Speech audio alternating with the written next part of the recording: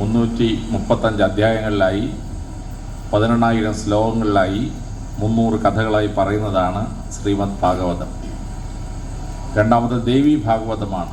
ദേവിയുടെ ദശാവതാര കഥ പറയുന്ന 12 സ്കന്ധങ്ങളിലായി 312 അധ്യായങ്ങളിലായി 18,000 ശ്ലോകങ്ങളിലായി 320 കഥകളാണ് അതിൽ പറയുന്നത്. മൂന്നാമത്തത് ശിവപുരാണം അല്ലെങ്കിൽ ശിവഭാഗവതമാണ്. അത് 24 സ്കന്ധങ്ങളിൽ 497 അധ്യായങ്ങളായി പറയുന്ന ഒരെണ്ണമുണ്ട്, 297 ആയി പറയുന്ന മറ്റൊരെണ്ണമുണ്ട്. ആദ്യത്തെ 98,000 ശ്ലോകം, രണ്ടാമത്തെ 24,000 ശ്ലോകം. ഈ 3 പുസ്തകങ്ങളാണ് ഭാഗവതങ്ങൾ.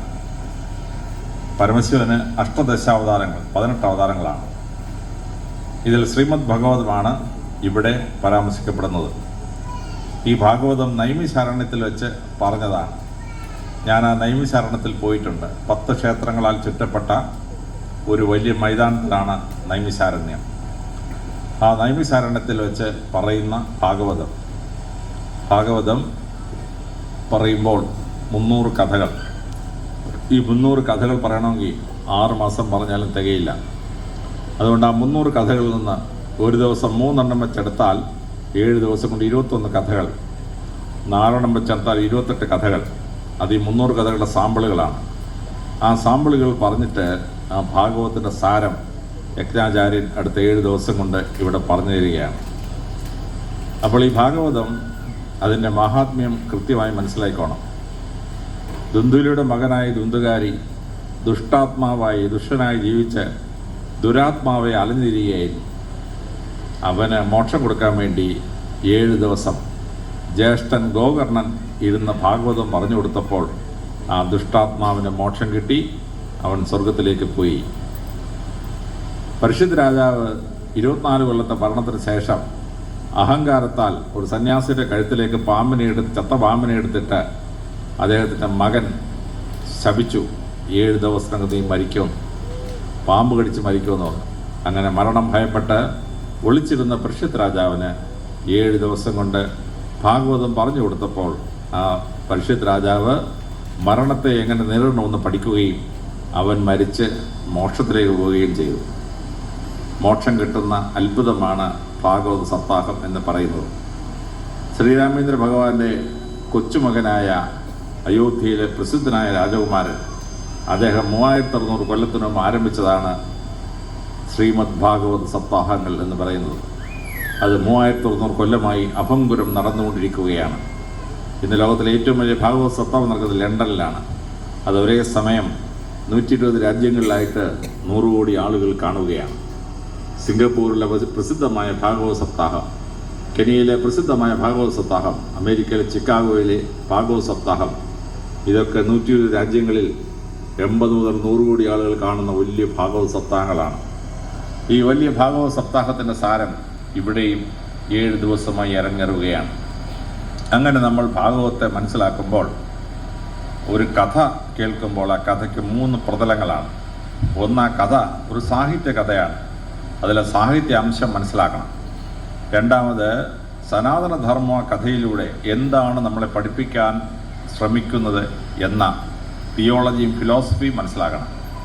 മൂന്നാമതായി, ആ കഥയ്ക്ക് അതിൻ്റെ സയൻസ് എന്താണ്, അതിൻ്റെ ഹിസ്റ്ററി എന്താണ് എന്ന് കൃത്യമായി മനസ്സിലാക്കണം.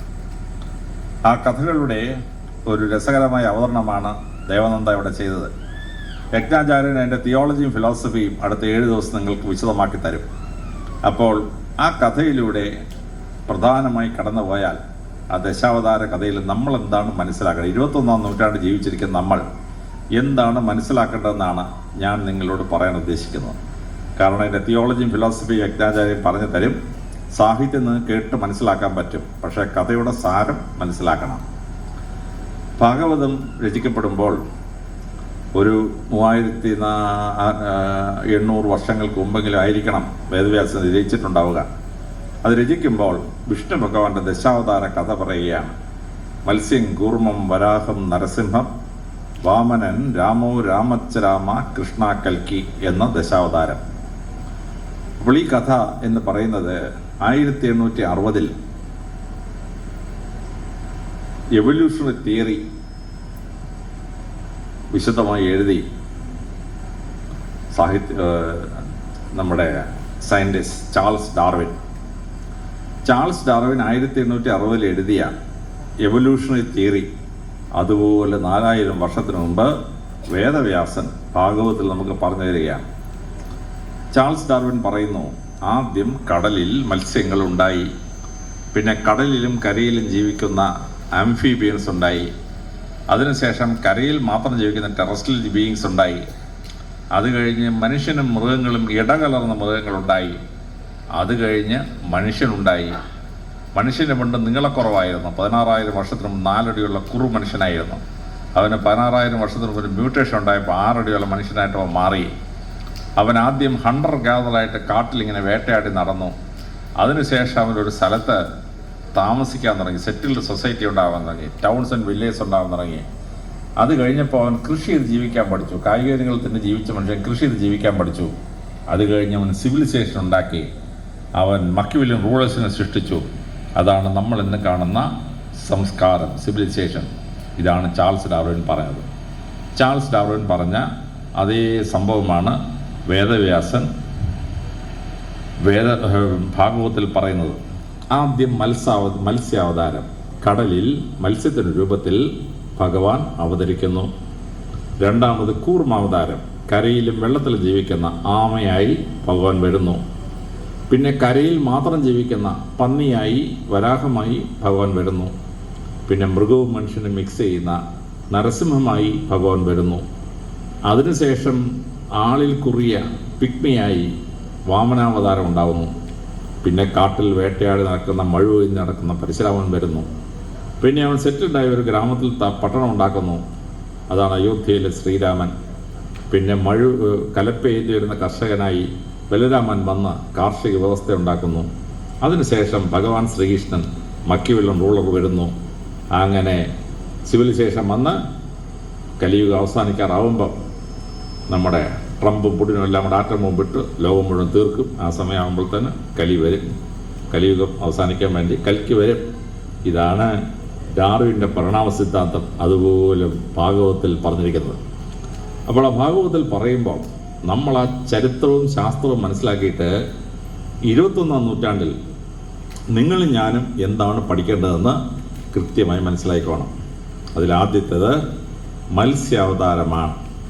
ഭൂമിയിൽ വലിയ പ്രളയമുണ്ടായി.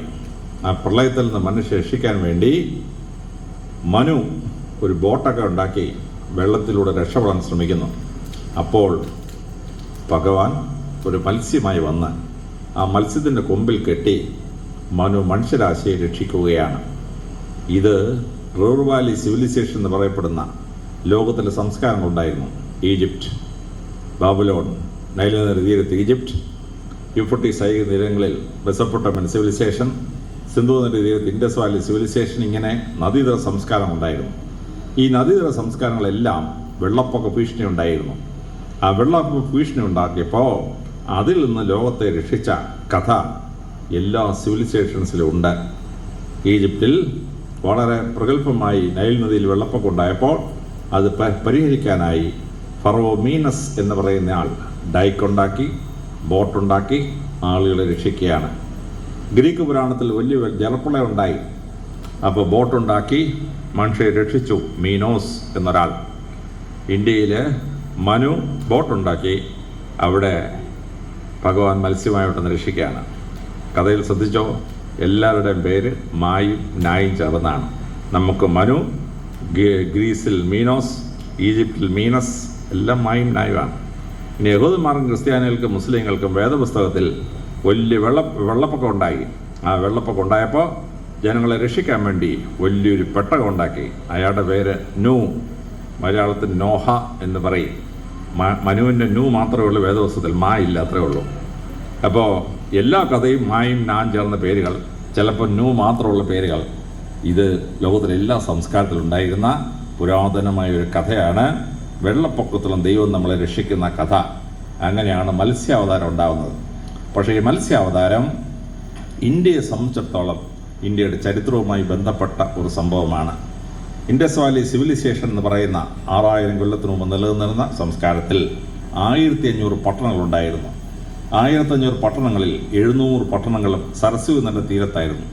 സരസ്വതി വലിയൊരു നദിയായിരുന്നു. അതിൻ്റെ തീരത്താണ് 1500 പട്ടണങ്ങളിൽ 700 പട്ടണങ്ങൾ ഉണ്ടായിരുന്നത്. ഈ സരസ്വതി നദിക്ക് ഒരു മാറ്റം ഉണ്ടായി. പണ്ട് ഗംഗാനദി ഉത്തരാഖണ്ഡിൽ നിന്ന് ആരംഭിച്ച് ഒഴുകി വന്ന ഗോമുഖിലെത്തി. ഗോമുഖിൽ നേരെ പോയി സരസ്വതി നദിയിൽ ചേരും. എന്നിട്ട് ആ സരസ്വതി നദി അതുവഴി ഒഴുകിപ്പോയി ഗുജറാത്തിലെ ഗൾഫ് ഓഫ് കാംബയിൽ പോയി ചേരും.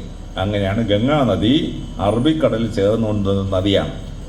പക്ഷേ ഒരു 4000 വർഷത്തിന് മുമ്പ് വലിയൊരു ഭൂമികുലുക്കം ഉണ്ടായി. ആ ഭൂമികുലുക്കത്തിൽ ഗോമുഖിൽ ഒരു 2000 അടി പൊക്കത്തിലൊരു മലയും എല്ലാം കുഞ്ഞ് ഫോം ചെയ്ത് വരികയാണ്. ചില സ്ഥലത്തത് കുഴിയാണ്, ചില സ്ഥലത്തത് മലയാണ്, ഇങ്ങനെ പോവാണ്. അപ്പോൾ വെള്ളപ്പൊക്ക കാലത്ത് നദിയിൽ വെള്ളമുള്ളപ്പോൾ ഈ മലയുടെ ഇടുക്കിലൂടെ ഈ നദി ഒഴുകി അപ്പുറത്തിറങ്ങി സരസ്വതി നദി ചേർന്ന് ഗൾഫ് ഓഫ് കാംബയിൽ പോകും. അല്ലാത്ത സമയത്ത് ആ നദി കുളങ്ങളായി മാത്രം നിന്നു. കണ്ടിന്യൂസ് ഒഴുകാൻ വെള്ളമില്ല. അപ്പോൾ കുളത്തിന് സംസ്കൃതമുള്ള പേരാണ് സരസ്. സരസ്സുകൾ ചേർന്ന് നദി ആയതുകൊണ്ടാണ് സരസ്വതിക്ക് സരസ്വതി, കുളങ്ങൾ ചേർന്നുണ്ടായ നദി. ലോകത്തിലെ ആദ്യത്തെ പുസ്തകമാണ് ഋഗ്വേദം. ഋഗ്വേദത്തിൽ കൃത്യമായി പറയുന്നു, ഇടയ്ക്കിടയ്ക്ക് കണ്ടും കാണാതെയുമാവും സരസ്വതി. ഇടക്കാലത്ത് തന്നെ കാണും, ബാക്കി കാണുകയില്ല. ആ സരസ്വതി നദി വറ്റിയതുകൊണ്ടാണ് ഇൻഡസ് വാലി സിവിലൈസേഷൻ തകർന്നു പോയത്. അപ്പോൾ ഈ നദിയെ ഇങ്ങനെ വിട്ടാൽ പറ്റത്തില്ല എന്ന് ശ്രീരാമേന്ദ്ര ഭഗവാന്റെ 20 തലമുറകൾക്ക് മുമ്പ് ജീവിച്ചിരുന്ന ഭാഗീരഥൻ തീരുമാനിച്ചു.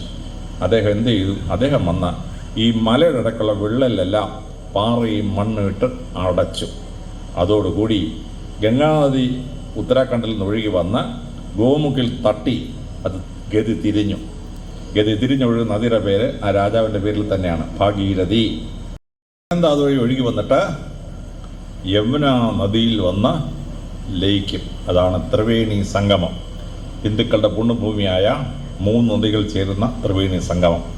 അവിടുന്ന് അത് ഒഴുകി ഉത്തർപ്രദേശ് വഴി, ബീഹാർ വഴി ബംഗാളിൽ പോയി, ബംഗ്ലാദേശിൽ പോയി, ബേ ഓഫ് ബംഗാളിൽ പോയി വീഴാൻ തുടങ്ങി. അങ്ങനെ ഗംഗാനദി ഗതി തിരിഞ്ഞ് ഒഴുകിയതുകൊണ്ടാണ് ഗ്യാൻജറ്റിക് സിവിലൈസേഷൻ, ഹിന്ദുമതത്തിൻ്റെ ഏറ്റവും ബൃഹത്തായ ഭാവമായി മാറിയ ഭാരത സംസ്കാരം, ഗംഗാനദ സംസ്കാരം ഉണ്ടായത്, സിന്ധു ഗംഗാ സംസ്കാരം ഉണ്ടായത്. ഈ ചരിത്ര സംഭവമാണ് മത്സ്യാവതാരത്തിൽ നമ്മൾ വായിക്കുന്നത്. ഇൻഡസ് വാലി സിവിലൈസേഷൻ തകരുകയും അവിടുന്ന് ഗംഗാ സമതലത്തിലേക്ക് ആളുകൾ മാറി താമസിച്ചു. എന്നാൽ സിന്ധുതല സംസ്കാരത്തിൽ നിന്ന് കുറച്ച് പേര് അറബിക്കടലിൻ്റെ തീരത്തൂടെ വന്ന് മഹാരാഷ്ട്രയിലും കർണാടകത്തിലും വന്ന് കേരളത്തിലെത്തി. അങ്ങനെ കേരളത്തിലെത്തിയവരാണ് പണിയന്മാർ തുടങ്ങിയ ജനവിഭാഗങ്ങൾ. അപ്പോൾ ഇൻഡസ് വാലി സിവിലൈസേഷൻ കേരളവും ബംഗാളിലോട്ടും ആളുകൾ വരുന്ന ആ മാറ്റവും ഇതിലറിയപ്പെടുകയാണ്. ഇതൊരു ചരിത്ര സംഭവമാണ്. നമ്മൾ ഗോമുഖിൽ പോയി നോക്കുമ്പോൾ അതിൻ്റെ മുകളിൽ ഒരു ആ മലയുടെ ഷേപ്പ് തന്നെ ഒരു മനുഷ്യൻ്റെ തല പോലെയാണ്. അവിടെയാണ് പരമശിവൻ്റെ പ്രസിദ്ധമായ ക്ഷേത്രം.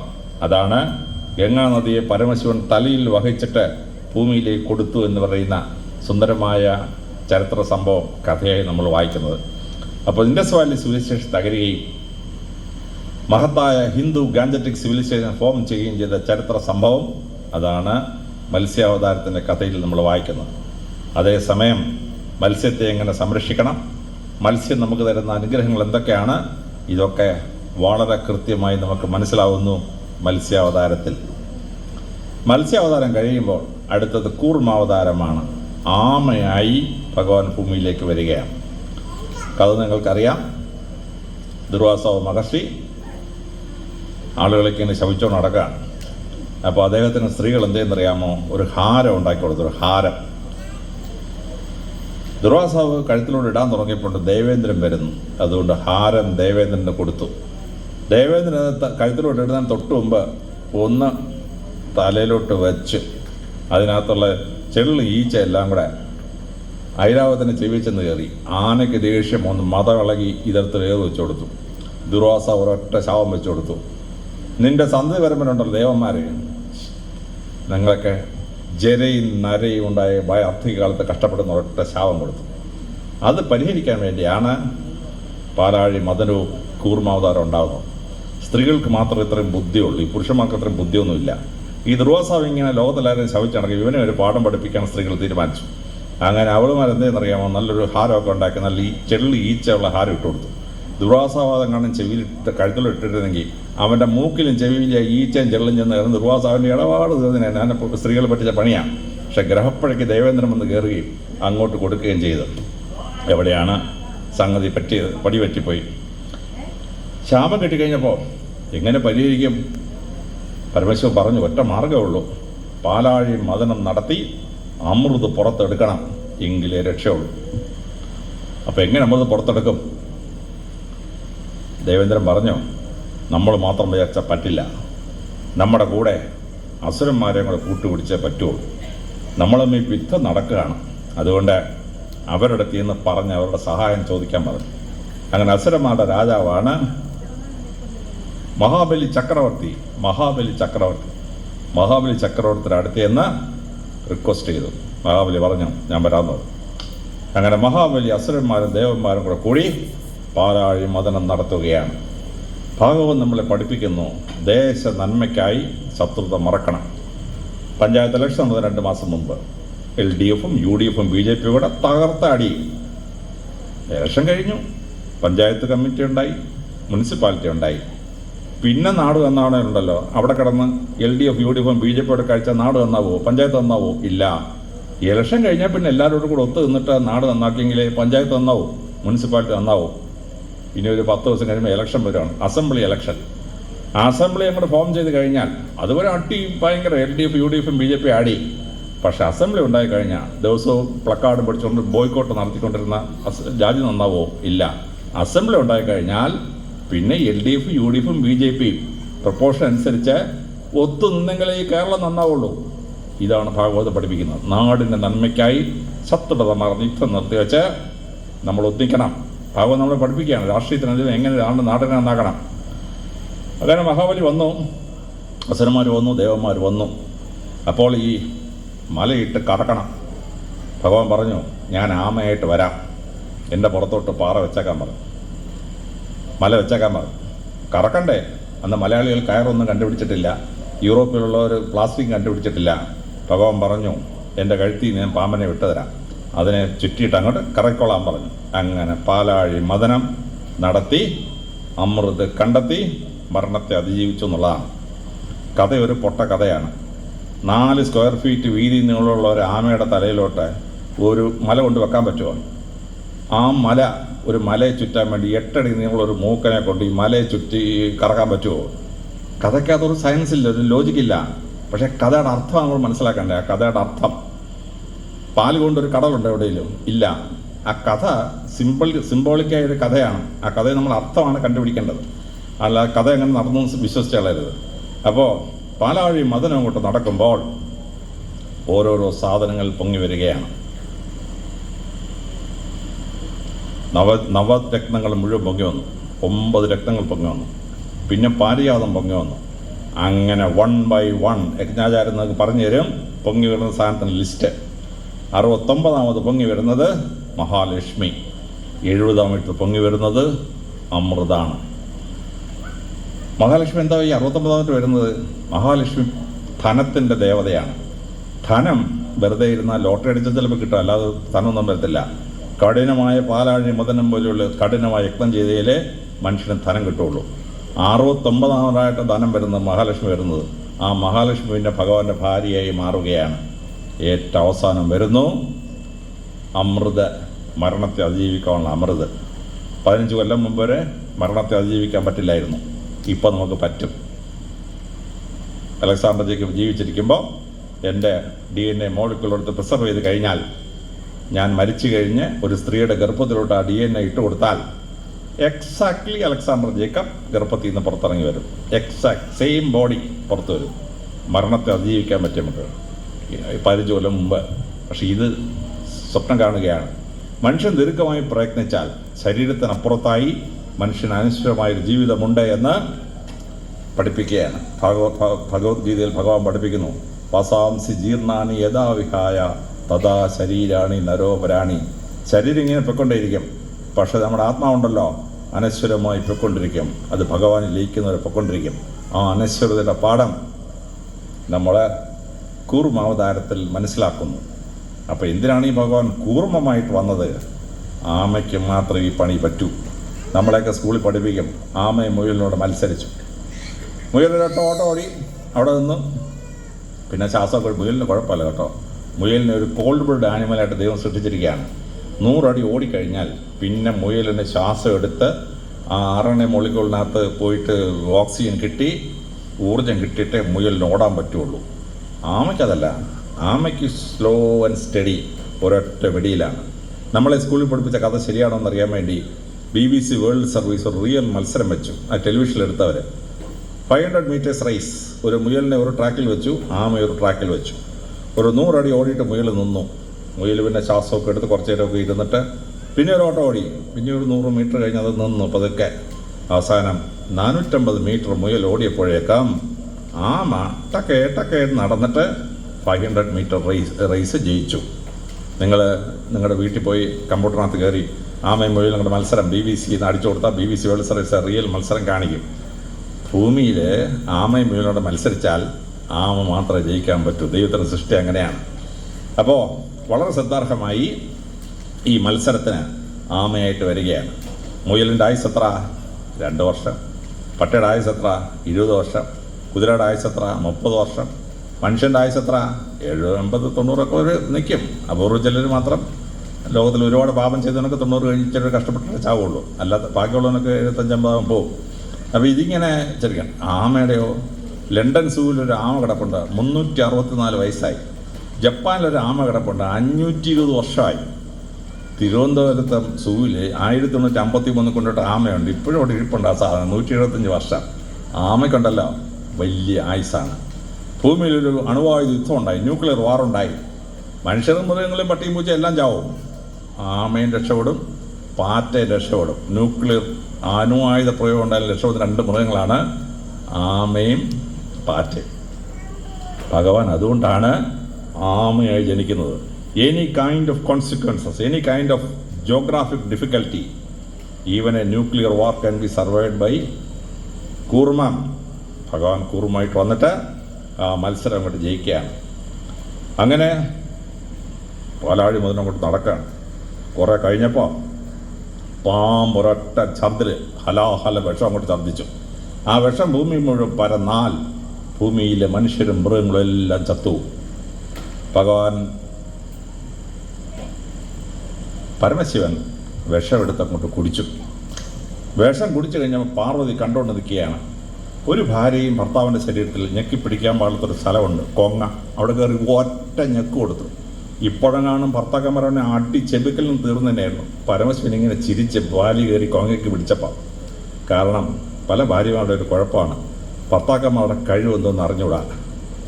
പരമാവധി സൃഷ്ടിക്കും, വിഷ്ണു ഭഗവാൻ പരിപാലിക്കും. സംഹാരത്തിൻ്റെ ദേവനാരാണ്? പരമശിവൻ. മരണത്തിൻ്റെ ദേവനായ പരമശിവന് മരണമുണ്ടോ? ഇല്ല. തൻ്റെ ഭർത്താവ് സംഹാരത്തിൻ്റെ ദേവനാണെന്നും ഭർത്താവിന് മരണമില്ലെന്നും ഭാര്യയ്ക്ക് മനസ്സിലായില്ല. അതുകൊണ്ടാണ് ഭർത്താവ് മരിച്ചു പോകുമെന്ന് പറഞ്ഞ് കയറി ഇവിടെ ഒരു പിടിയം കൊടുത്തു. അതുകൊണ്ട് എന്ത് പറ്റി? ആ വിഷം അവിടെ കൺസോൾഡേറ്റ് ചെയ്തു. അതാണ് വള്ളത്തോൾ പരമശിവനെ പറ്റി പാടുന്നത്. നീലകണ്ഠനായതല്ലോ പരമശിവൻ. പരമശിവൻ നീലകണ്ഠനായി മാറി. പല ഭാര്യമാരോടും ഭാഗവതം പറഞ്ഞു തരികയാണ്, ഭർത്താക്കന്മാരുടെ കഴിവ് ഭാര്യമാർ അറിഞ്ഞിരിക്കണം. വളരെ ശ്രദ്ധേയമായി കേരളത്തിൽ വളരെ പ്രസിദ്ധമായ ഒരു പ്രാസംഗികനുണ്ടായിരുന്നു. പല അമ്പലങ്ങളിലും ഞാനും അദ്ദേഹം കൂടെ പ്രസംഗിക്കും. ഒരിക്കൽ ഞാൻ DGP ആണ്. ഞാനും അദ്ദേഹം കൂടെ ഒരു ക്ഷേത്രത്തിൽ പ്രസംഗിക്കാൻ പോയി. രാത്രി 10:15 മണിയായി. പ്രസംഗമെല്ലാം കഴിഞ്ഞപ്പോൾ അദ്ദേഹം പറഞ്ഞു, അയ്യോ എനിക്ക് വണ്ടിയില്ല കേട്ടോ, കമ്മിറ്റിക്കാരൻ എനിക്ക് വണ്ടി പിടിച്ചു തന്നു. ഞാൻ പറഞ്ഞു, അയ്യോ ക്ഷേത്രക്കാർ വണ്ടിയൊന്നും പിടിക്കണ്ട, ഞാനകത്ത് വീട്ടിൽ കൊണ്ട് വിട്ടേക്കാമെന്ന് പറഞ്ഞു. DGPയുടെ 3 സ്റ്റാറുള്ള കാറിൽ മേളിൽ ലൈറ്റൊക്കെ ഉള്ള കാറാണ്. അടിച്ചുവിട്ട് അദ്ദേഹത്തെ വീട്ടിൽ കൊണ്ടുചെന്ന് മണിയടിച്ച് ഭാര്യ ഞെറുകുന്നു. എവിടെ പോയി വാങ്ങി നോക്കാൻ പോയിടുകയാണ് ഇയാൾ ഇതുവരെ. ഞാനങ്ങ് ഞെട്ടിപ്പോയി. ലോകം മുഴുവൻ ആദരിക്കുന്ന, ഞാൻ കാലത്തൊട്ട് നിൽക്കുന്ന മഹാനായ മനുഷ്യനെ ഭാര്യയ്ക്ക് പുല്ല് വില, എവിടെ പോയി വാങ്ങി നോക്കാൻ കിടക്കാന്ന് 10 മണി വരെ. ഇതാണ് പല ഭാര്യമാരുടെയും കുഴപ്പം. അതുകൊണ്ട് പാലാഴി മദന കഥ നമ്മളെ പഠിപ്പിക്കുന്നു, ഓരോ ഭാര്യയും ഭർത്താവിൻ്റെ കഴിവ് എന്താണെന്ന് മനസ്സിലാക്കണം. അല്ലാതെ ചുമ്മാ ഭർത്താവിനെ കോങ്ങി പിടിക്കാൻ പോയി അടി പിടിച്ച് വാങ്ങിക്കേണ്ട വല്ല ആവശ്യമുണ്ടോ? കൃത്യമായി നമ്മൾ മനസ്സിലാക്കുകയാണ്. പക്ഷേ അതിൻ്റെ മറുവശം എന്താണ്? മറ്റുള്ളവർ കല്യാണം കഴിക്കുമ്പം ഭാര്യയെ മിസ്സസ് അലക്സാണ്ടർ ജേക്കബ് ആക്കി മാറ്റി. പരമശിവനെ ചെയ്തോ? ഇല്ല. പരമശിവൻ കല്യാണം കഴിച്ചപ്പോൾ ഉമാമഹേശ്വരൻ, ഉമയുടെ മഹേശ്വരൻ, ഉമയാണ് നമ്പർ 1, മഹേശ്വരൻ രണ്ടാമത്. പാർവതി വല്ലഭൻ, പാർവതിയെ മിസസ് പരമശിവനാക്കിയോ അദ്ദേഹം? ഇല്ല, പാർവതിയുടെ ഭർത്താവ് പരമശിവ സ്വയം വിളിച്ചു, പാർവതി വല്ലഭൻ. ഗൗരി ശിവൻ, ഗൗരിയുടെ ശിവൻ എന്നാണ് വിളിച്ചത്. പാർവതി എങ്ങനെ ഗൗരിയായത്? പാർവതിക്ക് ഇച്ചിരി കറുത്ത നിറമായിരുന്നു. പാർവതി എന്ന് ഭഗവാൻ പറഞ്ഞു, ഭഗവാനെ എൻ്റെ നിറം ഒന്ന് വെളുപ്പിച്ചതെന്ന് പറഞ്ഞു. ഒരു മദാമ്മയെ കാണാത്ത കാലത്ത് പാർവതിക്ക് എങ്ങനെ ആഗ്രഹം ഉണ്ടായെന്ന് എനിക്ക് അറിഞ്ഞുകൂടാ.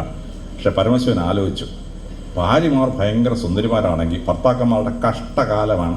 സീതാദേവി സുന്ദരിയായിപ്പോയി, ആ പരമശിവന് ശ്രീരാമൻ അനുഭവിച്ച കഷ്ടപ്പാട് ഭയങ്കര.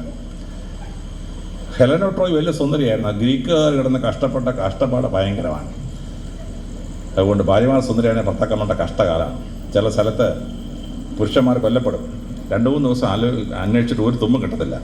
എന്നാൽ കുറച്ചുകൂടെ എന്തെങ്കിലും തെളിവുണ്ടോ എന്നറിയാൻ വേണ്ടി ഭാര്യയുടെ മൊഴി എടുക്കാൻ ചെല്ലുമ്പോൾ ഭാര്യ സുന്ദരിയാണെങ്കിൽ അപ്പം എനിക്ക് മനസ്സിലാവും ഇവനെ കൊന്നിരിക്കുന്നത് ഇവളുടെ ജാരനോ ഇവളെ ആഗ്രഹിക്കുന്ന ഏതോ പുരുഷനോ തട്ടിയിരിക്കുകയാണ്. കേസ് അന്വേഷിക്കുമ്പോഴല്ലോ പ്രതിയെ കിട്ടിയിരിക്കും. അപ്പോൾ പരമശിവൻ ആലോചിച്ചു, ഭാര്യ ഒരു കാര്യം പറഞ്ഞു ചെയ്തു കൊടുക്കാതിരിക്കാൻ പറ്റുമോ? എന്നാൽ പരമസുന്ദരിയൊക്കെ ഗൃഹപ്പഴയുടെ അങ്ങേ അറ്റവും പരമശിവൻ ഇത് പകുതിയാക്കി കൊടുത്തു. പരമശിവനുണ്ട് ഭാര്യയെ ഗൗരിയാക്കി. ഗൗരി എന്ന് പറഞ്ഞാൽ എന്താണെന്നറിയാമോ? ചെമ്പിൻ്റെ നിറവുള്ളവൾ, കോപ്പർ കളർ. അതായത് നോർവേ സ്റ്റുഡൻ്റ് എന്നാക്കില്ല മദാമയെ പോലെ വെളുവിള വെളുത്ത മദാമ ആക്കിയില്ല. ഇല്ല, സ്പെയിനിലും ഇറ്റലിയിലും കിടക്കുന്ന ചുമന്ന നിറവുള്ള മദാമ ഉണ്ട്, അപ്പരുവാക്കി കൊടുത്തു. പാർവതിയെ ഗൗരിയാക്കി കൊടുത്തു. ഇപ്പോഴത്തെ സ്ത്രീകൾ സൗന്ദര്യം വർദ്ധിപ്പിക്കാൻ വേണ്ടി ബ്യൂട്ടീഷ്യൻ്റെ അടുത്ത് പോകും. ബ്യൂട്ടീഷ്യന്മാരുടെ തലം തൊട്ടപ്പൻ പരമശിവനാണ്. ലോകത്തിലെ ആദ്യത്തെ ബ്യൂട്ടീഷ്യൻ. പെണ്ണുമ്പിളെ കിട്ടാൻ പ്രയോഗിച്ചു കൊടുത്തു, അത്രേ ഉള്ളൂ.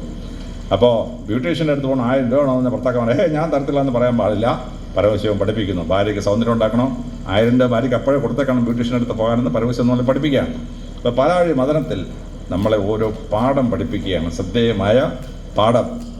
ആ പാഠം ഉൾക്കൊള്ളണം. കൂർമാവതാരം, അത് കഴിയുമ്പോൾ വരാഹാവതാരം, പന്നി, വൃത്തികെട്ട മൃഗം.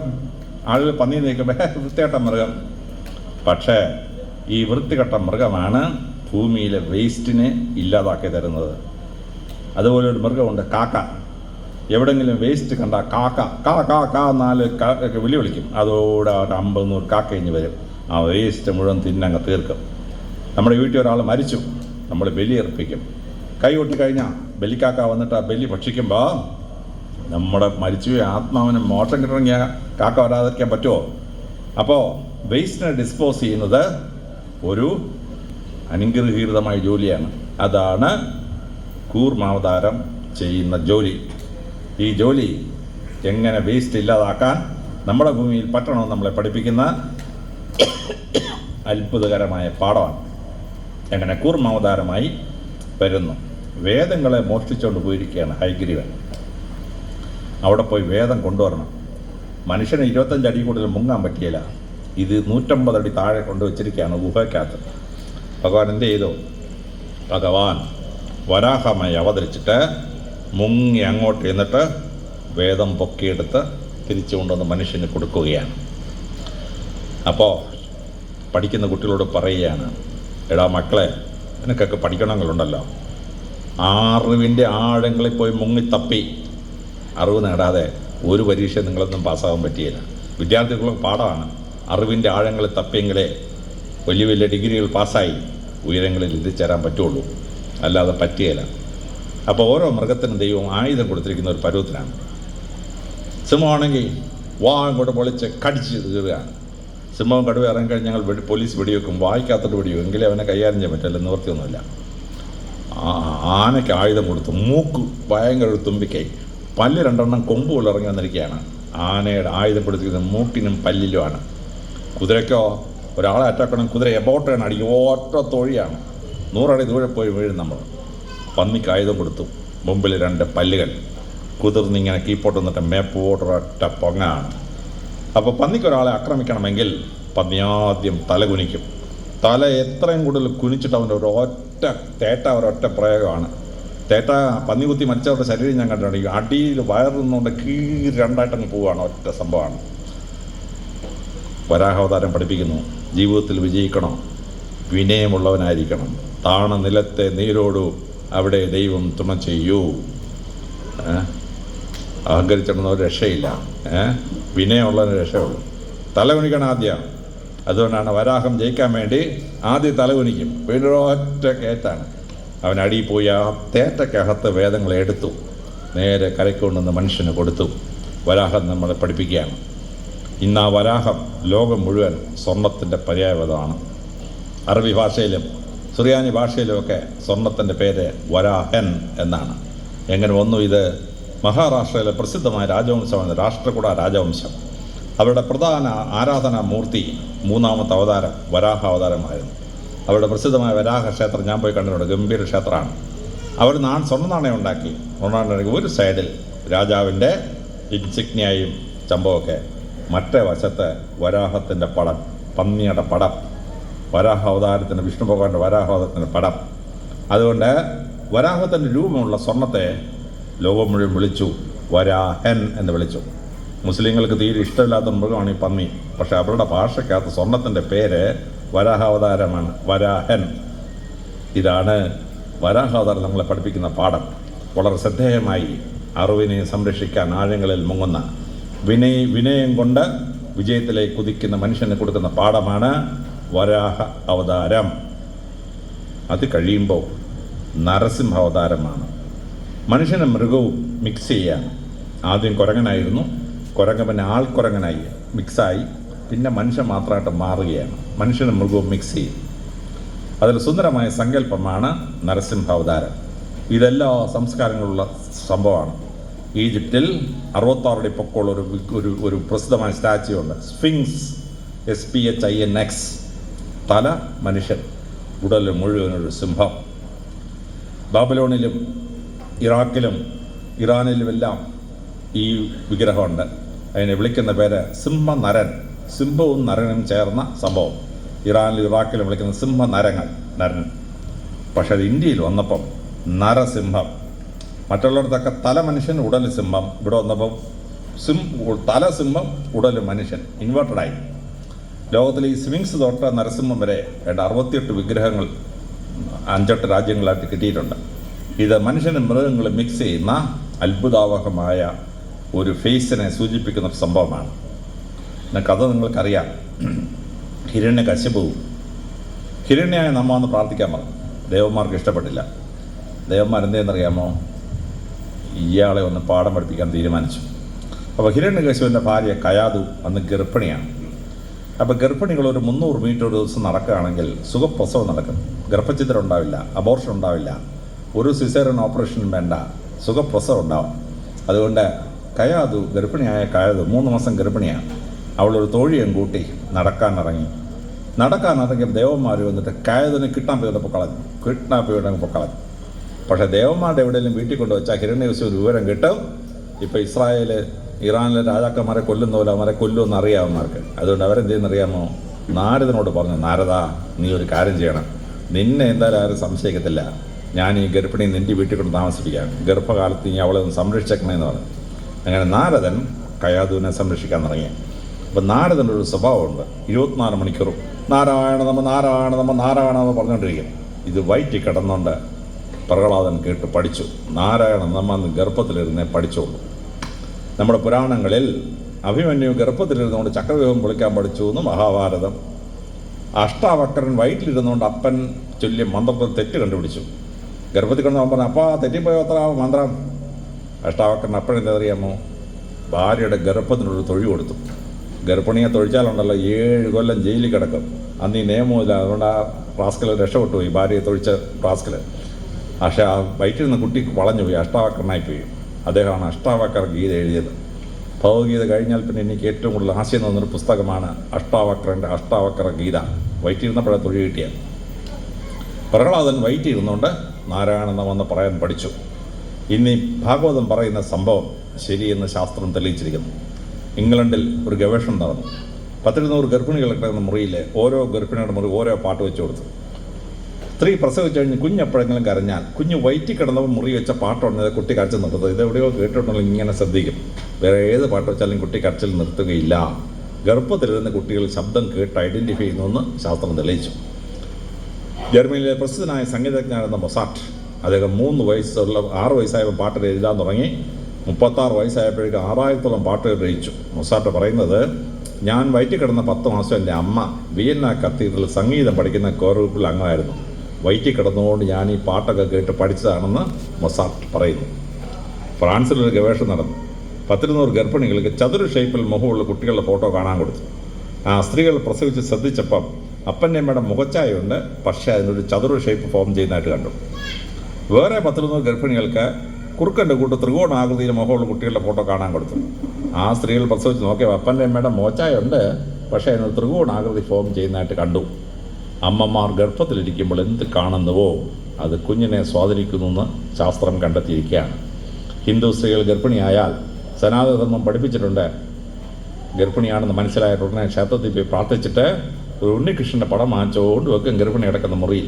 ഉണ്ണികൃഷ്ണൻ്റെ പടം കണ്ടുകൊണ്ട് ഗർഭാലയം കഴിച്ചു കൂട്ടിയാൽ ഉണ്ണികൃഷ്ണനെ പോലൊരു കുഞ്ഞുണ്ടാവുമെന്ന് ഹിന്ദുമതം പഠിപ്പിച്ചത് ശരിയെന്ന് ശാസ്ത്രം തെളിയിച്ചിരിക്കുകയാണ്. ജർമ്മനി ഒരു ഗവേഷണം നടന്നു. 100 ഗർഭിണികൾക്ക് ശാസ്ത്രജ്ഞന്മാരുടെ ജീവചരിത്രം വായിക്കാൻ കൊടുത്തു. ശാസ്ത്രജ്ഞന്മാരുടെ ജീവചരിത്രം വായിച്ച ഗർഭകാലം വായിച്ച സ്ത്രീകൾ പ്രസവിച്ച കുട്ടികൾക്കെല്ലാം മാത്സ്, ഫിസിക്സ്, കെമിസ്ട്രി ഭയങ്കര മാർക്ക്. അവർ ഭൂരിപക്ഷവും ശാസ്ത്രജ്ഞന്മാരും ശാസ്ത്ര അധ്യാപകരുമായി. വേറെ 100 ഗർഭിണികൾക്ക് യുദ്ധവീരന്മാരുടെ ജീവചരിത്രം വായിക്കാൻ കൊടുത്തു. ഗർഭകാലത്ത് Julius Caesar, Napoleon Bonaparte, Fernand the ഗ്രേറ്റിനൊക്കെ ജീവചരിത്രം വായിച്ചോളൂ. ആ സ്ത്രീകൾ പ്രസവിച്ച കുട്ടികൾ ഭൂരിപക്ഷവും പട്ടാളത്തിലും പോലീസിലും പോയി ചേർന്നു. വേറൊരു 100 ഗർഭിണികൾക്ക് കത്തോലിക്ക സഭ വിശുദ്ധന്മാരുടെ ജീവചരിത്രം വായിക്കാൻ കൊടുത്തു. അത് വായിച്ച സ്ത്രീകളിൽ ഭൂരിപക്ഷം പ്രസവിച്ച കുട്ടികൾ പിന്നെ അച്ഛന്മാരും കന്യാസ്ത്രീകളുമായി. ഗർഭകാലത്ത് നമ്മൾ ഏത് മഹാന്റെ ജീവചരിത്രം വായിക്കുന്നോ കുട്ടിയെ സ്വാധീനിക്കണം. അമ്മയ്ക്ക് തൻ്റെ കുട്ടി ആരാവണമെന്ന് ആഗ്രഹമുണ്ടോ ആ രംഗത്ത് വിജയിച്ചവരുടെ ജീവചരിത്രം വായിക്കണം. ഗർഭകാലത്ത് കുട്ടിയുണ്ടല്ലോ ആ രംഗത്തോട്ട് വരും. അപ്പോൾ നാരദൻ്റെ ഈ നാരായണ നമ പറയുന്ന പ്രഹ്ലാദനെ സ്വാധീനിക്കുകയും പ്രസവിച്ച് വീണ കുട്ടി നാരായണ നമ എന്ന് പറയുകയും ചെയ്തു. പ്രഹ്ലാദൻ 10 വയസ്സ് കഴിഞ്ഞു. പ്രഹ്ലാദനെ ഹിരണ്യേശ്വരൻ കൊണ്ടുവന്നു. എവിടാന്നേരം നാരായണൻ? പ്രഹ്ലാദൻ്റെ പ്രസിദ്ധമായ സ്ഥാനം. യജ്ഞാചാര്യൻ നിങ്ങൾക്ക് പ്രഹ്ലാദ സ്തുതി എന്ന് പറയുന്ന ഭാഗം നിങ്ങൾക്ക് സപ്താഹത്തിനിടയ്ക്ക് പറഞ്ഞു തരും. പ്രഹ്ലാദ സ്തുതി.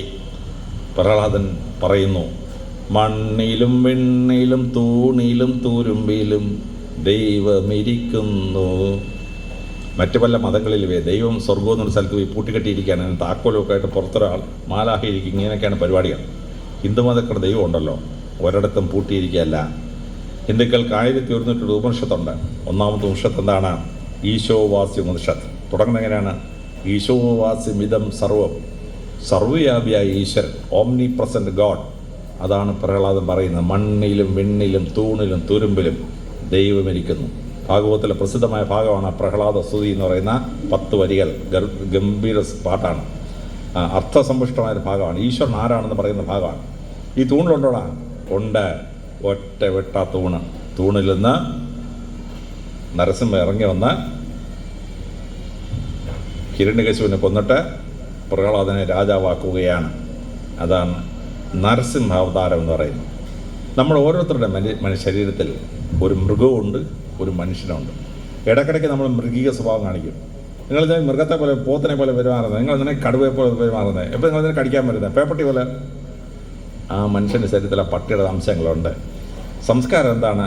നമ്മുടെ ഉള്ളിലെ മൃഗഭാവത്തെ തമർച്ച ചെയ്തിട്ട് ഈശ്വരഭാവത്തെ പുറത്തുകൊണ്ടുവരണം, മനുഷ്യഭാവത്തെ പുറത്തുവരണം. അതാണ് ഇത്. അതാണ് നരസിംഹത്തിനെ പഠിപ്പിക്കുന്നത്. അതാണ് നമ്മുടെ ഉള്ളിലുള്ള മൃഗം ഏതാണെന്ന് കണ്ടെത്തി അതിനെ ഒന്ന് അമർച്ച ചെയ്തിട്ട് മനുഷ്യത്വത്തെ വളർത്തുകയാണ് സിവിലൈസേഷൻ. അത് പഠിപ്പിക്കാനാണ് പ്രഹ്ലാദൻ്റെ നരസിംഹാവതാര കഥ നമ്മളെ പഠിപ്പിക്കുന്നത്. അതങ്ങോട്ട് കഴിയുമ്പം വാമനാവതാരം. 16,000 വർഷങ്ങൾക്ക് മുമ്പ് മനുഷ്യൻ 4 അടി പൊക്കം ഉണ്ടായിരുന്നുള്ളൂ. 16,000 വർഷങ്ങൾക്ക് മുമ്പ് മനുഷ്യൻ്റെ ക്രോമസോമിലൊരു മ്യൂട്ടേഷൻ പറ്റി. അതോടുകൂടി നമ്മൾ 6 അടി പൊക്കത്തിലേക്ക് പൊങ്ങി. പക്ഷേ ഇപ്പോഴും മ്യൂട്ടേഷൻ സംഭവിച്ചിട്ടില്ല. ആഫ്രിക്കയിലെ പിഗ്മീസ്, ബാൻഡൂസ് അവരിപ്പോഴും 4 അടി പൊക്കമുള്ളൂ. അപ്പോൾ ഈ 6 അടി പൊക്കം ഉണ്ടാവുന്നതിന് മുമ്പ് 16,000 വർഷങ്ങൾക്ക് മുമ്പുള്ള മനുഷ്യൻ്റെ അവസ്ഥയാണ് വാമനാവതാരം. അപ്സരന്മാരുടെ രാജാവായ മഹാബലി വലിയൊരു യാഗം നടത്തി. ആ യാഗഭൂമിയിലേക്ക് വാമനൻ വന്നിട്ട് 3 അടി മണ്ണ് ചോദിച്ച് അവസാനം മഹാബലിയെ പരാജയപ്പെടുത്തുന്ന ഭാഗമാണ് ഈ അവതാരം. പക്ഷേ പുരാണത്തിൽ പറയുന്ന പോലല്ല മലയാളി ഈ കഥ പറയുന്നത്. അതാണ് അതിൻ്റെ വ്യത്യാസം. പുരാണത്തിൽ 2 തലത്തിലാണ് ആ കഥ പറയുന്നത്. മഹാബലിയെ വാമനൻ പരാജയപ്പെടുത്തി. അതിനുശേഷം വാമനൻ പറഞ്ഞു, മഹാബലി, നീ മഹാനായ ഒരു ചക്രവർത്തിയാണ്, നിനക്ക് ഒരുപാട് നല്ല ഗുണമുണ്ട്, പക്ഷേ നിനക്കൊരു സ്വഭാവമുണ്ട്, അഹങ്കാരം. ഒന്ന് ശമിപ്പിക്കാൻ വേണ്ടി ഞാൻ വന്നതാണ്. നിൻ്റെ അഹങ്കാരം ശമിച്ചു കഴിഞ്ഞാൽ നീ ഒരു കാര്യം ചെയ്യും, നീ 36 വർഷം ഈ രാജ്യം ഭരിക്കുക, 3 വ്യാഴവട്ടം രാജ്യം ഭരിക്കുക. അങ്ങനെ മഹാബലി 3 വ്യാഴവട്ടം ഈ ലോകത്തെ ഭരിച്ച ശേഷം അദ്ദേഹം ചിരഞ്ജീവിയായി, മരണമില്ലാത്തവനായി. 7 പേരാണ് ചിരഞ്ജീവികൾ: അശ്വത്ഥാമ, ബലി, വ്യാസോ, ഹനുമന്തോ, വിഭീഷണ തുടങ്ങിയ 7 പേര്. രണ്ടാമത്തെ ആളാരാന്നറിയാമോ? മഹാബലി. മഹാബലി അനശ്വരനായി, അവൻ്റെ ഭരണത്തിൻ്റെ മഹത്വം കൊണ്ട് അനശ്വരനായി. മഹാബലി മരിച്ചപ്പോൾ ഭഗവാൻ പറഞ്ഞു, നിന്നെ ഞാൻ സുതലത്തിലേക്ക് വിടുകയാണ്. അതലം, വിതലം, സുതലം, മഹാതലം, സുതലം. സുതലം എങ്ങനെയിരിക്കുന്നത് വായിച്ചിട്ടുണ്ടോ? സ്വർഗത്തേക്കാൾ ബെസ്റ്റ് വായിച്ചാൽ. അവിടെ മഹാബലി കാവൽ നിൽക്കുന്ന ആരാണ്? വാമനൻ മഹാബലി കാവൽ നിൽക്കുന്നു. ഇതാണ് ഒരു കഥ. രണ്ടാമത്തെ കലയിൽ മഹാബലിയെ പരാജയപ്പെടുത്തിയ വാമനൻ പറഞ്ഞു, മഹാബലി, നിൻ്റെ ജീവിതം പൂർണ്ണമായിരിക്കുന്നു, നീ ഇനി ഭൂമി കഷ്ടപ്പെടുകയൊന്നും വേണ്ട, നിന്നെ ഞാൻ സുതലത്തിലേക്ക് അയച്ചിട്ട് നിനക്ക് ഞാൻ അവിടെ കാവൽ നിൽക്കുന്നതാണ്. ലോകം അവസാനിക്കുമ്പം, കലിയുഗം അവസാനിക്കുമ്പം നീയും കൂടെ വാ, നമുക്ക് കൽക്കി വരുന്ന സമയത്ത് നമുക്ക് ഒരുമിച്ച് ഈ ലോകത്തെ ഭരിച്ചു കളയാം എന്ന് പറഞ്ഞ് മഹാബലിയെ സുതലത്തിലേക്ക് അയച്ചു. ഇതാണ് പുരാണത്തിലെ 2 കഥ, ഭാഗവത്തിലെ കഥ. മലയാളി എന്തെന്നറിയാമോ? മലയാളി ലാസ്റ്റ് ഭാവങ്ങൾ മാറ്റി. 2 കാല് വെച്ചപ്പോൾ ഭൂമി ആകാശമൊക്കെ തീർന്നു. 3-ാം സ്ഥലം കാണിക്കാൻ തല കാണിച്ചു കൊടുത്തു. ചവിട്ടി പാതാളത്തിലൊട്ട താപ്പ്. ഈ മലയാളിക്കുണ്ടല്ലോ വല്ലവരും ചവിട്ടുക, തലയിടിക്കുകയൊക്കെ വലിയ ഇഷ്ടമുള്ള പരിപാടിയാണ്. അവൻ ഈ മലയാളിയുടെ പരിപാടി പുരാണ കഥയിൽ ഒരു പുരാണത്തിലില്ലാത്തൊരു കഥ, ഭാഗവതത്തിലില്ലാത്തൊരു കഥയാണ് തല ചവിട്ടി പാതാളത്തിൽ താട്ടിയത്. ഇത് വല്ലാത്തൊരു മാറ്റമാണ്. എന്നിട്ട് മലയാളി വേറൊരു കഥ പറഞ്ഞു തരും. മഹാബലി ചക്രവർത്തി കേരളം പണ്ട് ഭരിച്ചിരുന്നു. ഓണത്തിന് കാലത്ത് പറയുന്നൊരു കള്ളക്കഥയാണ്, ഒരു പുരാണത്തിലില്ലാത്തൊരു കഥയാണ്. ഞാൻ IPS കിട്ടി ഡൽഹിയിൽ ചെന്ന് അവിടെ പ്രസിഡന്റ് സെക്രട്ടറിയെ പോയി കണ്ട് പ്രസിഡൻ്റായിട്ടുള്ള ഇതായിരുന്നു. Where are you from? ഞാൻ പറഞ്ഞു ഐ ആം ഫ്രം കേരള. ഓ, അസുരനല്ലേ? അരെ, മഹാബലി കേരളം ഭരിച്ചാൽ നിങ്ങൾ ഞാൻ അസുരനല്ലേ? അപ്പോൾ വല്ല ആവശ്യമുണ്ടോ മലയാളികൾ അസുരനാവാൻ പോയിട്ട്? കേരളം എന്ന് കേട്ടപ്പോഴേ ആളെ ചോദിക്കുക, ആ അസുരനല്ലേ എന്ന് പറഞ്ഞു. ഇങ്ങനെ കള്ളക്കഥ ഉണ്ടാക്കി അസുരനാവാൻ പോണ്ട വല്ല, നമ്മൾ ദേവന്മാരാവേണ്ട അസുരന്മാരാവേണ്ട വല്ല കാര്യമുണ്ട്. അപ്പോൾ ഈ കഥ എന്ന് പറയുന്നത് സയൻറ്റിഫിക് അല്ല. പരന്ന കാലുകൊണ്ട് 25,000 ചതുരശ്ര കിലോമീറ്റർ ചുറ്റുള്ള ഒരു ഉരുണ്ട ഭൂമി അളക്കാൻ പറ്റൂ. പരന്ന കാലുകൊണ്ട് ഭൂമിയുടെ ഒരു സൈഡിൽ തൊടാൻ പറ്റൂ. ഉരുണ്ട ഭൂമിയെ പരന്ന കാലുകൊണ്ട് അളക്കാൻ പറ്റും. ആകാശം അളക്കാൻ പറ്റുമോ? ഭൂമിയുടെ ചുറ്റും 25,000 ചുറ്റിൽ അവിടെ ചവിട്ടാൻ വല്ല സ്ഥലമുണ്ട്? ശൂന്യാകാശമല്ലേ? ശൂന്യാകാശത്തിൽ ചവിട്ടാൻ പറ്റുമോ? ചവിട്ടാൻ പറ്റില്ല. കഥയ്ക്ക് ലോജിക്കില്ല, സയൻസ് ഇല്ല. അപ്പം കഥ എന്ത് നമ്മളെ പഠിപ്പിക്കുന്നത്? ആ ഭാഗവതം വായിക്കുമ്പോൾ ആ കഥയുടെ അർത്ഥം മനസ്സിലാക്കേണ്ടേ. അതായത് മനുഷ്യൻ എന്തെല്ലാം ഗുണങ്ങളുണ്ടെങ്കിലും അവൻ അഹങ്കരിച്ചാൽ, മഹാബലിയെ പോലെ അഹങ്കരിച്ചാൽ, ഈവൻ ദാനം ചെയ്യുന്ന കാര്യത്തിൽ പോലും അഹങ്കരിച്ചാൽ അപകടമാണ്. Pride goes before a fall. അഹങ്കരിച്ചാൽ അതപ്പതിക്കും. അതുകൊണ്ട് അവനവൻ്റെ കഴിവുകളെ മനസ്സിലാക്കണം, പക്ഷെ അഹങ്കരിക്കരുത്, വിനയമുള്ളവനായിരിക്കണം.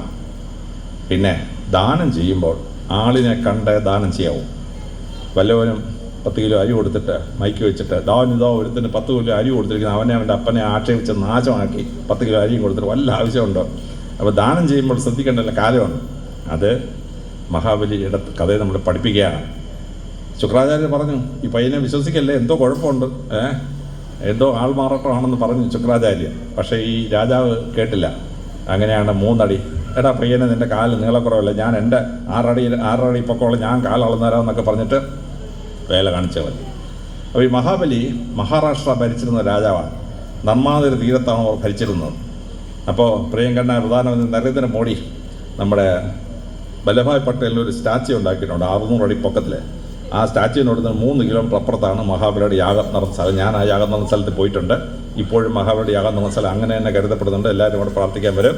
അവിടെ വെച്ചാണ് ഈ യാഗം നടന്നത്. ആ യാഗത്തിനിടയിലാണ് അഹങ്കാരത്തിൽ നിന്നാലെ ഒരു കൊച്ചുകുട്ടി ഒന്ന് സമർപ്പിച്ച റിയൽ ചരിത്ര സംഭവം. അതാണ് ഭാഗവത കഥയിലെ രസകരമായി വ്യാഖ്യാനിക്കുക. അഹങ്കരിക്കരുത്, ദാനം ചെയ്യുമ്പോൾ ശ്രദ്ധിക്കണം എന്നുള്ളതാണ്. പലരും വന്ന് ചോദിക്കും, ദൈവം തമ്പുരാൻ ഇങ്ങനെ പണി കാണിക്കാമോ? ചതിപ്രയോഗം, വലിയൊരു രാജാവിനെ ഒരു ആറാട്ടുമുണ്ടനായിട്ട് വന്നിട്ട് ചതിക്കാമോ എന്ന് ചോദിക്കും. അർത്ഥം മനസ്സിലാക്കാതെ ഇങ്ങനൊന്നും അർത്ഥം പറഞ്ഞു കളയരുത്. മഹാബലിയും വാമനനും ഈ കഥയിൽ ഉണ്ടായി. പക്ഷേ അവർ പെർമനന്റ് ശത്രുക്കളാണോ? അല്ല. മഹാബലിയുടെ മകൻ ബാണൻ, ബാണൻ്റെ മകൾ ഉഷ, വാമനൻ 2 തവണ പറയുമ്പോൾ ശ്രീകൃഷ്ണനായി. ശ്രീകൃഷ്ണൻ്റെ കൊച്ചുമോൻ അനിരുദ്ധൻ ഉഷയെ പ്രേമിച്ചു. അവസാനം എന്ത് പറ്റി? അനിരുദ്ധൻ ഉഷയെ കല്യാണം കഴിച്ചു. അതായത് മഹാബലിയും വാമനും ശത്രുക്കളല്ല, 2 തമർ കഴിഞ്ഞപ്പോൾ മച്ചാനുമായി, അളിയനുമായി. മഹാബലിയുടെ കൊച്ചുമോൻ ശ്രീകൃഷ്ണൻ്റെ കൊച്ചുമോളെ, മഹാബലിയുടെ കൊച്ചുമോളെ ശ്രീകൃഷ്ണൻ്റെ കൊച്ചുമോൻ കല്യാണം കഴിച്ചു. അവർ കുടുംബ ബന്ധുക്കളായി. ഭാഗവത കഥ പറയുമ്പോൾ ശ്രദ്ധിച്ചോണം. ഇന്നാളെ ഞാൻ ഗുരുവായൂർ ക്ഷേത്രത്തിനടുത്തുള്ള ഭാഗവത സപ്താഹത്തിന് പോയി. അപ്പോൾ എൻ്റെ പ്രസംഗം തൊട്ട് മുമ്പ് രുക്മിണി സ്വയംവരമാണ്. രുക്മിണി സ്വയംവരം പറഞ്ഞു തീർത്തു. എന്നെ വിളിക്കാനായിട്ട് ഈ അയാൾ മൈക്കിനെടുത്തോട്ട് പോയി. അപ്പോൾ ഒരു കോളേജ് പഠിക്കുന്ന പയ്യൻ എഴുന്നേറ്റ്, അല്ല യജ്ഞാചാര്യ, ഇപ്പം എനിക്കൊരു കാര്യം മനസ്സിലായത്, എനിക്ക് കോളേജ് പഠിക്കുന്ന പെണ്ണോട്ട് പ്രേമിക്കാം. അവിടെ ആങ്ങളെ അടിച്ചിട്ട് അവളെ ഞാൻ കൊണ്ടുവരല്ലേ? കോളേജ് പഠിക്കുന്ന ചെറുക്കൻ ഭാഗവത സപ്താഹം കിട്ടും, അവനും കിട്ടിയ ഐഡിയ കാമുകിയുടെ ആങ്ങളെ തല്ലിയിട്ടിട്ട് കൊണ്ടുവരാം എന്നാണ് അവന് മനസ്സിലായത്. കാര്യം കഥ ഭാഗവത സപ്താഹം ശരിക്കും പറഞ്ഞു കൊടുത്തില്ല ഇങ്ങനെയല്ല അപകടമുണ്ടാവും. ഇനി രുക്മിണിയെ പരാജയപ്പെടുത്തിയിട്ട് രുക്മിണിയെ കൊണ്ടുവന്നു. എന്നിട്ട് ശ്രീകൃഷ്ണനും രുക്മിണി ശത്രുക്കളായോ? ഇല്ല. രുക്മിണിയുടെ രാജ്യം രക്ഷിക്കാൻ വേണ്ടി ഭഗവാൻ ശ്രീകൃഷ്ണൻ പോയി യുദ്ധം ചെയ്തിട്ട് രുക്മിണിയെ രാജാവാക്കി. ഈ രുക്മിണിയിൽ ശ്രീകൃഷ്ണൻ ഒരു മോനുണ്ടായി. ആ മോൻ ആരെയാ കെട്ടിയത്? രുക്മിണിയുടെ മോളെ. നായന്മാർ മുറപ്പെണ്ണ് കല്യാണം നടത്തത്തില്ലേ എന്ന് പറഞ്ഞ പോലെ ഭഗവാൻ ശ്രീകൃഷ്ണൻ രുക്മിണിയിലുണ്ടായ മകൻ ആ രുക്മിണിയുടെ ആങ്ങള രുക്മിണിയുടെ മോളെ കല്യാണം കഴിച്ചു. ശ്രീകൃഷ്ണനും രുക്മിണിയും റിലേറ്റീവ്സ്. അപ്പോൾ ഈ പുരാണകഥ പറയുമ്പോൾ ശത്രുക്കളാണെന്നും ചതിച്ചെന്നൊന്നും പറഞ്ഞാലരുത്. അത് ആ കഥ മുഴുവൻ മനസ്സിലാക്കാത്തതാണ് ഈ ചതിച്ചകളിൽ നിന്നൊക്കെ മനസ്സിലാകുന്നത്. കഥയുടെ അന്ത്യത്തിൽ മഹാബലി ചക്രവർത്തിയെ രക്ഷിക്കുകയും അദ്ദേഹത്തെ അനശ്വരനാക്കി ചിരഞ്ജീവിയാക്കി മാറ്റുകയും അദ്ദേഹത്തിന് സുതലത്തിൽ കൊണ്ടുപോയി താമസിപ്പിക്കുകയും സുതലം എന്ന സുന്ദരഭൂമിയിൽ മഹാബലിയുടെ കാവൽക്കാരനായി വാമനൻ നിൽക്കുകയും ചെയ്താണ് പുരാണം. അപ്പം മനുഷ്യൻ അഹങ്കരിക്കരുത്. ആളുകളെ മെഷർ ചെയ്യുമ്പം ശ്രദ്ധിച്ചോണം. ഒരാൾ വരുമ്പോൾ ഇവൻ ആരാണ്, ഇവൻ കുഴപ്പക്കാരനാണോ, ഇവൻ നല്ലവനാണോ, വിശ്വസിക്കാൻ കൊള്ളാമോ? മാനേജ്മെൻറ്റ് സയൻസാണ്. മാനേജ്മെൻറ്റിൽ ആരെ മനുഷ്യനെ കണ്ടുപിടിച്ച് പേഴ്സണാലിറ്റി ട്രെയ്റ്റ്സ് കണ്ടെത്തിയിട്ട് വേണം ഒരാളിനെ കൈകാര്യം ചെയ്യാൻ. പഠിപ്പിക്കുകയാണ് ഭാഗവതം. അതാണ് വാമനാവതാരം. വാമനാവതാരം അങ്ങോട്ട് കഴിയുമ്പോൾ പരശുരാമ അവതാരം. മനുഷ്യൻ അത് കഴിഞ്ഞപ്പോൾ കാട്ടിൽ ജീവിക്കാൻ തുടങ്ങി. കായികനിൽ പഠിച്ച് തിന്ന മൃഗങ്ങളൊക്കെ വേട്ടയാടി ജീവിക്കുന്ന ഒരു ഹണ്ടർ ഗാദർ സ്റ്റേജ്. അതാണ് പരശുരാമൻ. മഴുവൊക്കെ കൊണ്ട് ഇങ്ങനെ അടക്കാൻ, ആരെയും വെട്ടും, അമ്മയും വെട്ടും, ആരെയും വെട്ടും, ഇങ്ങനെ പോവാണ് പരശുരാമൻ. ആ പരശുരാമൻ്റെ മഴുവും കൊണ്ടിരിക്കുന്ന ഹണ്ടർ ഗാദർ സ്റ്റേജാണ്. ഇവിടെ പുരാണത്തിലില്ലാത്ത വേറൊരു കള്ളക്കഥ മലയാളിക്ക് പുരാണത്തിലില്ലാത്ത കഥ ഉണ്ടാക്കാൻ ഭയങ്കര വിദഗ്ധരാണ്. അതായത് പരശുരാമൻ ഇങ്ങോട്ട് മഴുവും കൊണ്ട് വന്നു. ഗോകർണത്തൊന്ന് ഒരൊറ്റ ഏറ് വെച്ചത് മഴു പോയി കന്യാകുമാരി വീണു. കേരളം ഉണ്ടായി എന്നൊരു കഥ കള്ളക്കഥയാണേലും പുരാണത്തിലില്ലാത്ത കഥയാണേലും നമ്മളൊരു അർത്ഥം മനസ്സിലാക്കുന്നതിനകത്ത് നമുക്ക് ഈശ്വരൻ ഓരോ അനുഗ്രഹം തരും. അതെങ്ങനെ വിനിയോഗിക്കണം? പരശുരാമൻ്റെ മഴ കൊണ്ട് ആളുകളെ കൊല്ലാം. പക്ഷേ ഒരുപാട് പേരെ കൊന്നു. ചീത്ത ക്ഷത്രിയന്മാരെയൊക്കെ കൊല്ലി. മരം വെട്ടാം, എന്ത് ചെയ്യാം. പക്ഷേ അതേ മഴു പരശുരാമൻ മലയാളി പറയുന്ന കള്ളക്കഥ അനുസരിച്ച് ഗോകർണത്ത് നിറഞ്ഞപ്പോൾ പ്രകൃതി സുന്ദരമായ ഗോഡ്സ് ഓൺ കൺട്രിയായ കേരളം ഉണ്ടായി. നമ്മുടെ ഒരു പിച്ചാത്തി കിട്ടി. നമ്മൾ വെജിറ്റബിൾ എടുത്ത് അരിഞ്ഞാൽ കറി ഉണ്ടാക്കാം. പക്ഷേ അതേ പിച്ചാത്തി എടുത്ത് കണ്ടു നിൽക്കുന്ന ആളിൻ്റെ വയറ്റിലോട് ഒറ്റ കുത്തു വെച്ച് കൊടുത്താൽ ആൾ ചത്തു. നമ്മുടെ ഒരു പേന കിട്ടി, അത് വെച്ച് പരീക്ഷ എഴുതാം, വലിയ വലിയ ജോലികൾ കയറാം. എന്നാൽ അതേ പേന വെച്ചിട്ട് അയലോക്കത്തിൻ്റെ ഭാര്യയെ പിഴച്ചവളാണെന്ന് പറഞ്ഞ് എഴുതി വിട്ടാലുണ്ടല്ലോ, അല്ലെ വീഡിയോ ഉണ്ടാക്കി വിട്ടാലുണ്ടല്ലോ, ചിലപ്പോൾ അവളുടെ ഭർത്താവ് ഒന്നും തലക്കടിച്ച് കൊല്ലും, അല്ലെങ്കിൽ ചിലപ്പോൾ അവൾ സൂയിസൈഡ് ചെയ്യും. എന്തെല്ലാം നമുക്ക് ഈശ്വരൻ തന്ന അനുഗ്രഹങ്ങൾ പോസിറ്റീവായിട്ട് ഉപയോഗിക്കണം, നെഗറ്റീവായിട്ട് ഉപയോഗിക്കരുത്. ഇനി ഈ മഴവും കൊണ്ടുവന്ന പരശുരാമൻ, അദ്ദേഹം ആരായിരുന്നു? അദ്ദേഹം വലിയൊരു യൂണിവേഴ്സിറ്റി ഉണ്ടാക്കി. പരശുരാമൻ്റെ ഗുരുകുലം ഞാൻ പോയി കണ്ടിട്ടുണ്ട്. ഹരിയാനയ്ക്ക് അപ്പുറത്ത് പരശുരാമൻ്റെ ഗുരുകുലം ഞാൻ കണ്ടിട്ടുണ്ട്. ഇപ്പോഴും ഉണ്ട് ആ ഗുരുകുലം. ആ ഗുരുകുലത്തിൽ പഠിച്ച ആരൊക്കെയാണ്? ഭീഷ്മാചാര്യർ പരമശിവൻ്റെ ശിഷ്യനാണ്, ഈ പരശുരാമൻ്റെ ശിഷ്യനാണ്. ദ്രോണാചാര്യർ, പാണ്ഡവന്മാരുടെയും കൗരവന്മാരുടെയും ഗുരു ദ്രോണാചാര്യർ പരശുരാമൻ്റെ ശിഷ്യനാണ്. കർണൻ പരശുരാമൻ്റെ ശിഷ്യനാണ്. പാഞ്ചാലിയുടെ അപ്പൻ പാഞ്ചാലൻ പരശുരാമൻ്റെ ശിഷ്യനാണ്. പുരാണത്തിലെ മഹാന്മാരുടെ ഒരു വലിയ നിര പരശുരാമൻ്റെ ശിഷ്യനാണ്. മഴുവും കൊണ്ട് നടന്നൊരു പരശുരാമൻ യൂണിവേഴ്സിറ്റി ഉണ്ടാക്കി. ആ യൂണിവേഴ്സിറ്റിയിൽ പഠിച്ചവരാണ് മഹാഭാരതത്തിലെ മഹാരഥന്മാർ ഒരുപാട് പേർ. അപ്പോൾ നമ്മൾ ജീവിതത്തിൽ വിദ്യാഭ്യാസത്തിൽ ചെയ്യേണ്ട കാര്യം അവിടെയാണ്. നമുക്ക് ജീവിതത്തിൽ പാഠം പഠിപ്പിക്കുകയാണ് പരശുരാമൻ. പരശുരാമാവതാരം കഴിഞ്ഞാൽ പിന്നെ വരുന്ന ശ്രീരാമനാണ്. മര്യാദ പുരുഷോത്തമനായ ശ്രീരാമൻ്റെ കഥ നിങ്ങൾ പലതവണ കേട്ടിട്ടുള്ള കഥയാണ്. അത് കഥ ഞാൻ ആവർത്തിക്കുന്നില്ല. 15 വയസ്സ് കഴിഞ്ഞപ്പോൾ ഋഷി വന്നു.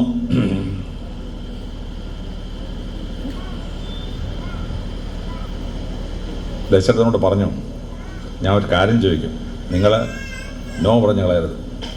രാജാവങ്ങ് സമ്മതിച്ചു. എന്തോ കാര്യം? ആ 2 ആൺമക്കളെ എനിക്ക് വിട്ടു തരണം. ശ്രീരാമനെയും ലക്ഷ്മണനെയും വനത്തിൽ കുറേ ശല്യമുണ്ട്, യാഗങ്ങൾ മുടക്കുന്നു, അതിന് നേരിടാനാണ്. അങ്ങനെ മനസ്സോടെ ശ്രീരാമനെ ലക്ഷ്മണനെയും വിട്ടു. 2 കൊല്ലം കൊണ്ട് ശ്രീരാമൻ ലക്ഷ്മണൻ വനത്തിൽ താമസിക്കാൻ ഇന്ന് പഠിച്ചു. ആ കിട്ടിയ റിഹേഴ്സലാണ് പിന്നീട് 14 കൊല്ലം വനത്തിൽ താമസിക്കാൻ ശ്രീരാമനെയും ലക്ഷ്മണനെയും പരിചയപ്പെടുത്തിയത്. ആ പ്രായം വളരെ പ്രത്യേകം. കാരണം മനുഷ്യൻ്റെ ജീവിതത്തിലെ ഏറ്റവും നല്ല ട്രെയിനിങ് കിട്ടുന്നത് +2 പഠിക്കുന്ന കാലം. 15 വയസ്സ് തൊട്ട് 16 വയസ്സായപ്പോൾ +2 പഠിക്കുന്ന കാലത്താണ് ശ്രീരാമൻ ലക്ഷ്മണനെ കൊണ്ടുവന്നത്. ആ പ്രായത്തിൽ ഏത് സ്കൂളിൽ പഠിക്കുന്നു, ഏത് കോളേജിൽ പഠിക്കുന്നുണ്ടല്ലോ, വളരെ വളരെ പ്രധാനപ്പെട്ട ഇഷ്യൂ. എന്തെല്ലാം കുട്ടിയെ പഠിപ്പിക്കുമെന്ന് പറയുന്നത് വളരെ പ്രധാനം. പഠിപ്പിക്കേണ്ട രീതിയിൽ ആ കുട്ടിയെ പഠിപ്പിച്ചില്ലെങ്കിൽ അവൻ കള്ള് പഠിച്ച് കഞ്ചാവ് ഓടിച്ച് വല്ല വണ്ടിയുടെയും കീഴിൽ കയറി ചാവും. പഠിപ്പിക്കണം. അത് +2 പഠിപ്പിക്കുന്ന കാലം. അത് കഴിഞ്ഞ് ശ്രീരാമൻ തിരിച്ചു വന്നു.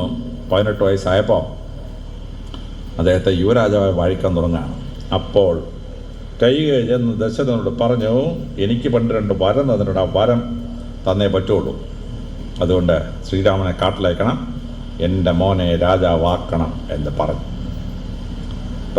ദശരഥൻ എന്ത് ചെയ്തു? ശ്രീരാമനെ വിളിച്ചു. എടാ മോനെ, ഞാൻ പ്രശ്നത്തിലാണ്, നീ എന്നെ അങ്ങ് അറസ്റ്റ് ചെയ്ത് അകത്തിട്ടേക്കാം, നീ രാജ്യം ഭരിച്ചോളാൻ പറഞ്ഞു. പക്ഷേ ശ്രീരാമൻ അറഗസീവായിരുന്നില്ല. അതുകൊണ്ട് പറഞ്ഞു, ഞാൻ അച്ഛനെ അറസ്റ്റ് ചെയ്തില്ല, ഞാൻ കാട്ടിപ്പൊക്കോളാന്ന് പറഞ്ഞു. അദ്ദേഹം കാട്ടിപ്പോവാൻ. എന്താ പ്രശ്നം? ദശരഥൻ കല്യാണം കഴിച്ച് കോസൽ രാജ്യത്ത് നിന്ന് കല്യാണം കഴിച്ചു. ദശരഥൻ സൂര്യവംശ രാജാവാണ്. ഹരിയാനയും വെസ്റ്റേൺ യുപിയും ഡൽഹിയും ഒക്കെ ഭരിച്ചിരുന്ന സൂര്യവംശ രാജകുമാരനാണ് ദശരഥൻ. ആ ദശരഥൻ വന്ന് കൗസല്യയെ കല്യാണം കഴിച്ചു. കോസൽ രാജ്യത്തിൻ്റെ തലസ്ഥാനമാണ് അയോധ്യ. കൗസല്യ ഒറ്റപുത്രി ആയിരുന്നുകൊണ്ട് പെണ്ണുമ്പിള്ള വീട്ടിൽ ദത്ത് കയറിയിട്ട് പെണ്ണുമ്പിള്ളയുടെ രാജ്യം കൈക്കലാക്കി. കോസൽ രാജ്യം, അതിൻ്റെ തലസ്ഥാനമായ അയോധ്യയും ദശരഥന് കിട്ടി. ഒരു പെൺകുട്ടി ജനിച്ചു, ശാന്ത. ആ പെൺകുട്ടിയെ മര്യാദയ്ക്ക് വളർത്തി അവളെ കിട്ടുന്നവൻ ആ രാജ്യം കൊടുക്കണ്ടേ? ഇയാൾക്ക് മെയിൽ ഷോവിനിസം, പുരുഷ മേധാവിത്വം. പെൺകുട്ടിയൊന്നും ശരിയാവില്ല. അയാൾ എന്തെന്നറിയാമോ? ആ സമയത്ത് അംഗരാജ്യത്തിൽ രാജാവായ ലോമപാതൻ വന്നു. ദശരഥ, എനിക്ക് മക്കളില്ല ദശരഥ, ഡോക്ടർ ഉണ്ടാവാത്ത മക്കളുണ്ടാവുന്ന ഡോക്ടർ പറയുന്നു. നീ കൊണ്ടുപോയി മോളെ. ശാന്തയും കൊടുത്തു വിട്ടു. നമ്മളാരെങ്കിലും കൊടുത്തു വിടും? നമുക്ക് മകളെ പിടിച്ച് വല്ലവന് ദത്ത് കൊടുക്കുമോ? ഇല്ല. അങ്ങനെ ശാന്തയെ കൊടുത്തു വിട്ട് കഴിഞ്ഞ് 20 കൊല്ലത്തേക്ക് മക്കളില്ല, വേറെ ഒരു മക്കളില്ല. അപ്പോൾ എന്ത് പറ്റുമെന്നറിയാമോ? ഇയാൾ പോയിട്ട് ത്രിവേണി സംഗമത്തിൽ രാജാവിനെ ദശരഥൻ പരാജയപ്പെടുത്തി അയോധ്യയിലെ മന്ത്രിയായിട്ട് കൊണ്ടുവന്നിട്ടുണ്ട്. അയാളുടെ മോളെ കണ്ട്, നല്ലൊരു പെങ്കൊച്ച് സുമിത്ര, അവളെ കരുക്കെട്ടി അവളോട് പറഞ്ഞ്, നീ ഒരു ആങ്കൊച്ചനെ തരങ്ങി അവനെ രാജാവായിക്കോളാന്ന് പറഞ്ഞു. പിന്നെയും പിള്ളേരില്ല. ഇയാൾ പോയിട്ട് കൈകേയി, മധ്യപ്രദേശിലെ നമ്മുടെ പ്രസിദ്ധമായ കേകയ രാജ്യത്ത് ചെന്നിട്ട് ഉജ്ജയിനി ചെന്നിട്ട് അവിടുത്തെ കൈകേയി കല്യാണം കഴിച്ചു. കൈകേയിയോടും പറഞ്ഞു, നീ ഒരു ആൺകുട്ടി തന്ന, ആദ്യമായിട്ട് എനിക്ക് ആൺകുട്ടി തന്ന അവനെ രാജാവായിക്കോളാന്ന് പറഞ്ഞു. കുട്ടികളുണ്ടായില്ല. 3 പെണ്ണുമ്പോൾ വന്നിട്ട് അടങ്ങിയോ? ഇല്ല. അവൻ പോയി വേറെ 50 എണ്ണത്തെ കെട്ടി. 3 രാജ്ഞിമാർ, 50 വെപ്പാട്ടികൾ. അടി കൊടുക്കേണ്ട റാസ്കലാണ് ദശരഥൻ. അവസാനം എന്ത് പറ്റി? അംഗരാജ്യത്തിൽ മഴ പെയ്യുന്നില്ല. ഋഷ്യസിംഗ് മുനിയെ കൊണ്ടുവന്ന് യാഗം നടത്തി, 40 ദിവസം യാഗം നടത്തി. മഴ പെയ്തപ്പോൾ പ്രതിഫലമായിട്ട് ലോകപാൽ എന്ത് ചെയ്തു? തൻ്റെ ദത്തുപുത്രനുണ്ട് ശാന്ത, കെട്ടിക്കൊടാന്ന് പറഞ്ഞു. നിങ്ങൾ ഞാനാണെ കൊടുക്കുമോ? തലയെ കൊമ്പുള്ള സ്ത്രീ എന്താണെന്നറിയാത്ത ഒരുത്തന്നെ നമ്മളാരെങ്കിലും നമ്മുടെ പെങ്കൊച്ചിനെ കൊടുക്കുമോ? ഇത് വല്ലവൻ്റെ മോളല്ലേ, പിടിച്ചോടാന്ന് പറഞ്ഞാൽ കൊണ്ട് കൊടുത്തു. അംഗരാജ്യത്തിൽ മഴ പെയ്ച്ചു ഋഷ്യസിംഗ് എന്ന് പറഞ്ഞപ്പോൾ ദശരഥ രാജാവ് ഋഷ്യസിംഗിന് ആളയച്ചിട്ട് ഋഷ്യസിംഗിനെയും ശാന്തയും അയോധ്യയിൽ കൊണ്ടുവന്ന് പുത്രകാമേഷ്ടി യാഗം നടത്തി. അവിടെ പായസം ഉണ്ടാക്കി കൊടുത്തു. കൗസല്യയും കൈകേയി ഓരോ ഭാഗം, സുമിത്രയും കൊടുത്തു. അങ്ങനെ 4 മക്കളുണ്ടായി. ശ്രീരാമൻ, ഭരതൻ, ലക്ഷ്മണൻ, ശത്രുഘ്നൻ. ആദ്യത്തെ മോൻ ആരാണ്? ആദ്യത്തെ മോൻ ശ്രീരാമനാണ്. സുഭദ്രയോട് കൈകൊണ്ടും പറഞ്ഞ എന്താണ്? എനിക്ക് ആദ്യത്തെ മകനെ തരാമെന്നേ പറഞ്ഞിട്ടുള്ളൂ. ആദ്യത്തെ മോൻ ആണല്ല, ആദ്യത്തെ മോൻ ശ്രീരാമനാണ്. ശ്രീരാമന് മാത്രമേ രാജ്യത്തിന് അവകാശമുള്ളൂ. ഇംഗ്ലീഷ് ഭാഷ പറഞ്ഞാൽ ഭാര്യയുടെ വീട്ടിൽ ദത്ത് കയറിയ ദശരഥന് അയോധ്യയിൽ യാതൊരു അവകാശമില്ല. അയോധ്യ ദശരഥൻ്റെ ഫാദേഴ്സ് പ്രോപ്പർട്ടി അല്ല, ആർക്കും ഇഷ്ടമുള്ളവന് കൊടുക്കാൻ. എന്തായാലും പുത്രകാപേക്ഷ നടത്തി പായസം കൊടുത്ത കാരണം നമുക്ക് ക്ഷേത്രത്തിലൊക്കെ പോയാൽ അമ്പലപ്പുഴ പാൽ പായസം കിട്ടുന്ന വകുപ്പുണ്ടായി. ക്ഷേത്രത്തിൽ പായസം കൊടുക്കുന്ന പരിപാടി അന്ന് തുടങ്ങിയ പരിപാടിയാണ്. നല്ല കാര്യമാണ്, നല്ല പായസം കിട്ടും. അമ്പലപ്പുഴ എങ്ങാനും പോകണമെങ്കിൽ ഞാൻ കാർ നിർത്തി അവിടെ പോയി പായസം കുടിക്കും. നല്ല ഈ പായസം കിട്ടാനുള്ള വകുപ്പുണ്ടാക്കി ഇവിടെയാണ് ഉത്തരകാമേഷ്ടി. അങ്ങനെ ശ്രീരാമൻ കാട്ടിപ്പോയി 14 കൊല്ലം യുദ്ധമൊക്കെ കഴിച്ച് സീതാദേവി വീണ്ടെടുത്തുകൊണ്ട് തിരിച്ചു വന്ന് രാജ്യം ഭരിക്കാൻ തുടങ്ങുന്നു. ശ്രീരാമൻ പറഞ്ഞു. ശ്രീരാമൻ ആദ്യമേ മന്ത്രിസഭ ഉണ്ടാക്കി, അമാത്യന്മാരെ നിയമിച്ചു. 8 അമാത്യന്മാർ സിവിലിയൻസാണ്. പ്രധാനമന്ത്രിയായി ഭരതനെ നിയമിച്ചു. ശത്രുഘ്നനെ പ്രതിരോധ മന്ത്രിയാക്കി, ലക്ഷ്മണനെ പ്രതിരോധ മന്ത്രിയാക്കി, ശത്രുഘ്നനെ ധനകാര്യമന്ത്രിയാക്കി, സുമന്ത്രർ മന്ത്രി, അങ്ങനെ 8 മന്ത്രിമാർ. 2 മന്ത്രിമാർ പുരോഹിതന്മാരാണ്, വസിഷ്ഠനും വേറൊരാൾ. 10 മന്ത്രിമാർ. ആദ്യത്തെ മന്ത്രിസഭ അങ്ങോട്ട് കൂടി. ശ്രീരാമൻ പറയുന്നു, അല്ലയോ മന്ത്രിമാരെ, എനിക്ക് രാജ്യഭരണം എന്താണെന്ന് മനസ്സിലായിട്ടില്ല. 15 വയസ്സായപ്പോഴേ എന്നെ പിടിച്ച് 2 കൊല്ലം കാട്ടിക്കോട്ട് വിട്ടു. കാട്ടിയും തിരിച്ചു വന്ന ഉടനെ എന്നെ പിടിച്ച് വനത്തിൽ വിട്ടു. വനത്തിൽ 14 കൊല്ലം കഴിഞ്ഞ് ഞാൻ ഇപ്പം വന്നേ ഉള്ളൂ. എനിക്ക് രാജ്യം, അച്ഛൻ്റെ കൂടെ വന്ന് രാജ്യം ഭരിക്കാൻ എനിക്ക് യുവരാജാവായിട്ട് പഠിക്കാൻ പറ്റിയിട്ടില്ല. അതുകൊണ്ട് ഞാൻ ഒരു കാര്യം പറയുമ്പം എന്തെങ്കിലും തെറ്റിപ്പോയിട്ടുണ്ടോ നിങ്ങൾ പറയണം. രാജാവ് ഇത് തെറ്റാണ്, ഇങ്ങനെയല്ല സസ്വത, രാജാവ് തിരുത്തണമെന്ന് പറയണം. ഞാനൊരു തെറ്റായ കാര്യം ചെയ്യാൻ പോവുകയാണ്, അതുകൊണ്ട് ജനങ്ങൾക്ക് ദ്രോഹം ഉണ്ടാകാൻ പോകുന്നെങ്കിൽ നിങ്ങൾ അപ്പോഴെ പറഞ്ഞ രാജാവ് ഇത് ചെയ്യരുതേ, നമ്മുടെ ജനങ്ങൾക്ക് ദ്രോഹമാണ്, എന്നെ തിരുത്താം എന്ന് പറഞ്ഞു. അങ്ങനെയാണ് മന്ത്രിസഭ കൂടുന്നത്. ഇപ്പോഴെങ്ങാണ് ഏതെങ്കിലും മന്ത്രി നരേന്ദ്രമോദിയോടോ പിണറായി വിജയനോടോ സാറ് ഏത് തെറ്റാന്ന് പറഞ്ഞിട്ടുണ്ടല്ലോ, 24 മണിക്കൂറിനകം മന്ത്രിസ്ഥാനത്ത് അവൻ കാണത്തില്ല, മന്ത്രിസ്ഥാനം തെറിച്ചു പോകും. പക്ഷേ ശ്രീരാമൻ എന്തെന്നറിയാമോ? തന്നെ തെറ്റ് തിരുത്താൻ, തൻ്റെ തെറ്റ് കാരണം ജനങ്ങൾക്ക് ദ്രോഹം ഉണ്ടാതിരിക്കാൻ മന്ത്രിമാർക്ക് അവകാശം കൊടുത്തു തിരുത്താനായിട്ട്. എന്നിട്ട് ശ്രീരാമൻ ചോദിച്ചു, എന്ത് ചെയ്യണം? അവർ പറഞ്ഞു, രാജാവേ, കരം വളരെ കുറവാണ്, അതുകൊണ്ട് കരം കൂട്ടണം. ശ്രീരാമൻ, ഓ അങ്ങനെയാണോ? ഞാൻ ജനങ്ങളോട് ചോദിക്കട്ടെ. ശ്രീരാമൻ അയോധ്യയിലെ ജനങ്ങളോട് ചോദിച്ചോ, ജനങ്ങളെ ഇവിടെ കരം വളരെ കുറവല്ലേ? ജനങ്ങൾ പറഞ്ഞു, പൊന്നു തമ്പുരാനെ, അങ്ങയുടെ അച്ഛൻ ദേവാസുര യുദ്ധം നടത്തി കടം കയറി മുടിഞ്ഞ് ഞങ്ങൾക്ക് കൃഷി ചെയ്തിട്ട് അതിനകത്തുനിന്ന് കരം കൊടുത്തിട്ട് ഒന്നും കിട്ടാനില്ല. ഞങ്ങൾ കൃഷി ചെയ്യാതായിട്ട് വർഷങ്ങളായി. നമ്മുടെ ഭൂമിയുണ്ടല്ലോ പാറയായി കിടക്കുകയാണെന്ന് പറഞ്ഞു. പാറയായി കിടക്കുകയാണ്. അമേരിക്ക പോയി ഇറാഖിൽ യുദ്ധം ചെയ്തു, 3 ട്രില്യൺ നഷ്ടം. അഫ്ഗാനിസ്ഥാൻ 4 ട്രില്യൺ നഷ്ടം. അമേരിക്ക 100 കൊല്ലം കൊണ്ട് രക്ഷാവേണ്ടത് കടത്തിലായി. യുദ്ധം ചെയ്യാൻ പോകുന്ന എല്ലാവരുടെയും ഗതി അത് തന്നെയാണ്, നശിച്ചു. ശ്രീരാമൻ റോഡിലോട്ട് ഇറങ്ങിയിട്ട് ജനങ്ങളോട് തിരിച്ചു വന്നിട്ട് പറഞ്ഞു, കരം 20% ഞാൻ ഫിക്സ് ചെയ്യുന്നു. നിങ്ങൾ കൃഷി ചെയ്ത് 100 പറ നെല്ല് കിട്ടിയാൽ 20 പറ നെല്ല് രാഷ്ട്രത്തിന് കൊടുക്കണം, 80 പറ നിങ്ങൾക്ക് എടുക്കാം. നിങ്ങൾ അതേ സ്ഥലത്ത് കൃഷി ചെയ്ത് 200 പറ നെല്ലുണ്ടായോ, 40 പറ നെല്ല് രാഷ്ട്രത്തിന് തരണം, 160 പറ നിങ്ങൾക്ക് എടുക്കാം. ഈ ഉത്തരവ് വന്നോടുകൂടി ജനങ്ങൾ കൃഷി ചെയ്യാൻ തുടങ്ങി. തരിശായി കിടന്ന ഭൂമി സമ്പൽ സമൃദ്ധമായി കൃഷിഭൂമിയായി മാറി. അയോധ്യ സസ്യശ്യാമളമായി മാറി. ഇതാണ് സുന്ദരമായ എക്കണോമിക് റിഫോം. ഇത് ഡൽഹി സുൽത്താന്മാർ വന്ന് 36% മുഗളന്മാർ വന്നപ്പോൾ 46% ബ്രിട്ടീഷുകാർ 52% ലോകത്തിലെ ഏറ്റവും സമ്പൽ സമൃദ്ധമായ ഇന്ത്യ ദരിദ്ര രാഷ്ട്രമായി മാറി. ബ്രിട്ടീഷുകാരെ പോയപ്പോഴേക്കും സ്വാതന്ത്ര്യം കിട്ടിക്കഴിഞ്ഞ് 77% പിന്നെ 1997 ഡ്രീം ബഡ്ജറ്റ് ചിദംബരം അവതരിപ്പിച്ച 30% ഇപ്പോഴും ശ്രീരാമൻ്റെ 20%-ൽ 10% കൂടുതലാണ് ഇന്ത്യയിലെ നികുതി സമ്പ്രദായം. രക്ഷപ്പെടാൻ പ്രയാസം. ഈ സംഭവത്തെയാണ് നമ്മളൊരു ബലാത്സംഗ കഥയായിട്ട് കേൾക്കുന്നത്. അഹല്യ എന്ന ഭാര്യയെ ദേവേന്ദ്രൻ കടന്നു പിടിക്കാൻ ശ്രമിച്ചു. എന്നിട്ട് ഗൗതമൻ ശപിച്ച് പാറയാക്കി.